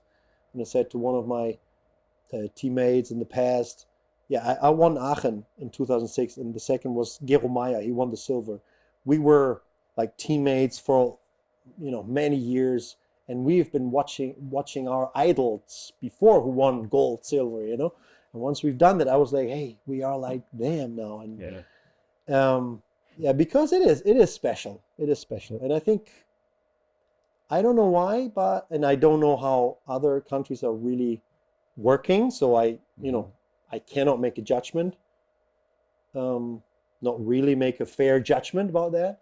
But I would think that we really try always to put the horse first, to give the individual horse its individual needs on the way, how we try to achieve the goals we have. Right. We are trying to never lose the classical theory out of our mind. And not saying that a horse shouldn't be shouldn't be trained in demanding ways. And in high performance sport, it's always involved that you have to see where the limits are. And but I think in the end we're always trying to reach the good-looking horse in harmony with the rider. And I think that might be when it's going from the top to the bottom, it's also coming back from the bottom to the top. Nobody's perfect, and not everyone is perfect. And but I think it's the ideal you should keep in mind. And as we said before, sometimes maybe making the decision to say, okay, maybe then he should go on another path with this horse and not trying really to push it through too hard. And because we have the strong base in all the disciplines, it's not a big deal for a horse to say, hey, okay, you can go on regional level. It's fine for this guy. Before you get to the point where it gets to struggles for horses, riders, coaches, or where like, okay, I have to sell him now, blah, blah, blah. It's okay because you still can sell him well there in the regional level, or he can go in another discipline and everybody is kind of happy. So that would be my hope. Or maybe I'm too naive, but I would say in general, we have a high percentage in Germany to achieve that for the individual horses in question on their journeys. And so what's it like then as a German athlete to come through or be involved in the German system? Of course, I'm speaking from an Australian perspective where we have like little to no system compared to the nation like Germany. They're good at swimming. In a riding aspect though, compared to a nation like Germany, what are the sort of big advantages and what are maybe some of the disadvantages of coming through? It's funny you're mentioning that because it's kind of that the advantages might be sometimes the disadvantages. We are a federal system, which means that we have our counties, like in politics. After World War II, the Allies thought of that it might be a good idea not to centralize everything in Germany again. So we have 16 counties politically, and they are responsible for some aspects of politics. We have the same in sports, a little different number because some of the counties, for example, North Rhine-Westphalia, politically is one county. In riding, in the organization of riding, it's still Westphalia and Rhineland because they're quite big. So. But basically it works like this, and they are responsible. They are also federations in the counties, and they are responsible for their county. So, for example, if you want to qualify for a German championship, you have to qualify in your county. So, in Rhineland or Westphalia or Bavaria, there are competitions through the year. They have to go certain selections, and then they get selected as the first three or first 5 or 6, depending on the numbers in the counties. They have to qualify for the German championships, and then it's their highlight of the season. Okay, and then of course we have the high performance athletes who go out of this system then because they are national pool, and then we know they are the ones who try to select for the international championship, either European in the youth classes, or World Championships or Olympics. Or World Championships in vaulting. We also have for the youth classes World Championships already. And but still, everyone is part of that. And still, sometimes even the high performance athletes have still a little contact to their county coach, and we have county coach. So it's not centralized in a way that we say, 6 guys come to Warndorf, and you are our 6 top guys, and we train with you every day. It's more decentralized, so that they are also having a little bit from their county federations. They might have some clinics, some things. And we as a national level are only then working more with the ones who are in the national pools out of their results, their season, whatever, in what age group. And then we have national coaches for every age group, which probably, the strongest federations also have that, of course. And there's also a lot of expertise and how the coaches work together, like Hans-Heinrich Meyer zu Strohn in dressage for junior and young riders, then Sebastian Heinzer for under 25 riders, Monika, Johnny Hilberad for the seniors. They're all communicating. They're all, they're knowing what's going on in their other.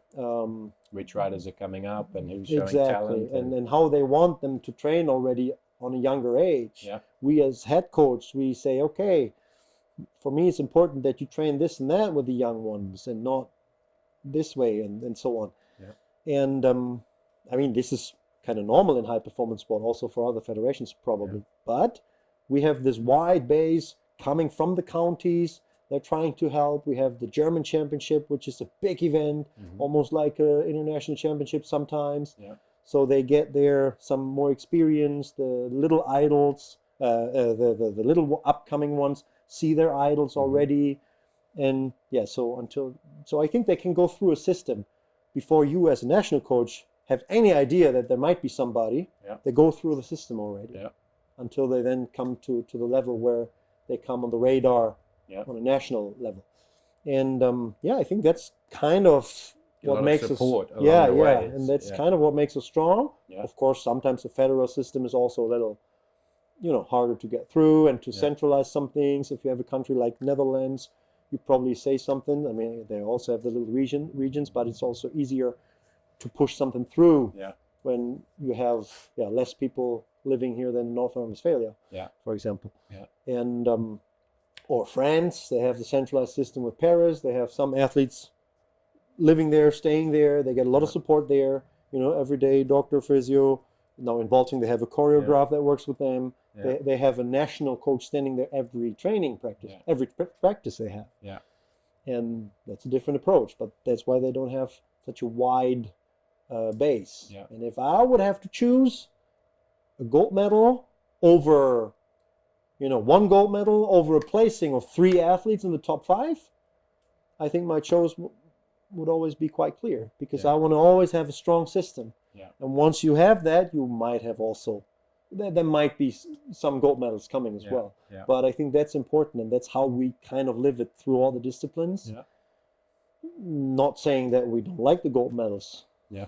Same, of course, Yeah. because that's what pushes us as well. Yeah. But in the end, it's that we're also trying to stabilize and to push our system. Yeah, yeah. Now, of course, through our conversation, this is why I have sort of a structure, because when we get talking, we could go for 5 hours. Yeah. I got like a million questions coming in my head as we're talking. Oh, yeah. But we're going to do the last question now. So drawing on, of course, your experience as a high-performer, successful athlete, and now as a coach, and of course, all the aspects we've talked about today. If there's somebody out there listening who aspires to be someone, to succeed at something, maybe as an athlete, maybe as a coach, what would be the advice that you would give that individual person? That in the end, it all depends on the inner drives. You really have to, you need dedication. You cannot push somebody. You can't push nobody to anything. And I experienced that with myself. I had this drive. For some reason, it got, the idea got incepted in my mind. And also as a coach, when I'm working with athletes, I have to take them how they are. I cannot expect from everyone to have the same drive, to have the same perspective, to have the same struggles, or to go on the same journey as another one goes. And so I have to work with them how they are. And if that's how they are, if they are making the choice that it's a part of their life, but maybe not the most important part of their life, it's still my task as a coach to work with that. And not to be angry, not to get emotional about it, but saying, okay, this is what he can give me. Yeah. I will work with that, what he can give me. And I'm trying to make him the best athlete he can be with what he can give. Yeah. And that's a very important thing with everything you do, I think, basically, in the end. I mean, with sports, a little more, because you can, otherwise you will get frustrated as a coach very quick. Yeah. Because everyone is different. Yeah. But it's not necessarily said that it's better or worse. Yeah. Because people have a different journey for themselves in mind. Yeah. And for them, it might be the case that they say, hey, no, this is exactly the same way. It's exactly the same way special to me that it might have been for you. Yeah. It, might just be different. Yeah. And this is what I think is really important in general, to take people how they are, take horses how they are, and see how you can work with it. And you might make a world champion or an Olympic champion out of it, even if it's not, if you don't have the same feeling, and don't judge it, take it, work with it, and try to make the best out of it. But for everyone it's different. And I have to say, I admire people. For me, it was not my way, it was not my journey for myself. Mm-hmm. I had to go all in, I had to go, all through, all the suffering, all the stuff. But I also have seen people become world champions, or, who have been already a doctor, and who managed to do all that, training not 25 hours or 30 hours a week, but only 12 hours a week, but still managing it in their job. But there's not that one way. Exactly. There's not that one way. And and I would go that far to say, I can also find a lot of respect and even admire people who make it, who are able to do it in a different way and still be happy with it and make the best out of it. And that's good. Otherwise, it's hard to work with people and horses. So you have to try to take it the way it is and help best as you can, make best what you can make out of it. But not change people too much, not, try to make your journey theirs. That's not working. So I think that's important. Well, thank you very much, mate. I really appreciate that you give your time, that you share your knowledge. Thanks for having me. I appreciate you in more aspects than that. I always enjoy our conversations. I have always appreciated your intrigue. Now I know more about it. Your sort of dedication to looking to different places and sourcing different information. And I always like our time together in Warendorf and sharing new skills and new ideas between each other, and also to the people that you're coaching and within the organization. So thank you very much. Thank you for being here. Thank you very much for having me. Always a pleasure. Guys, I don't even know why I have to say this, but I'm sure you're going to share it with everybody. Thank you for tuning in. We'll see you again next time.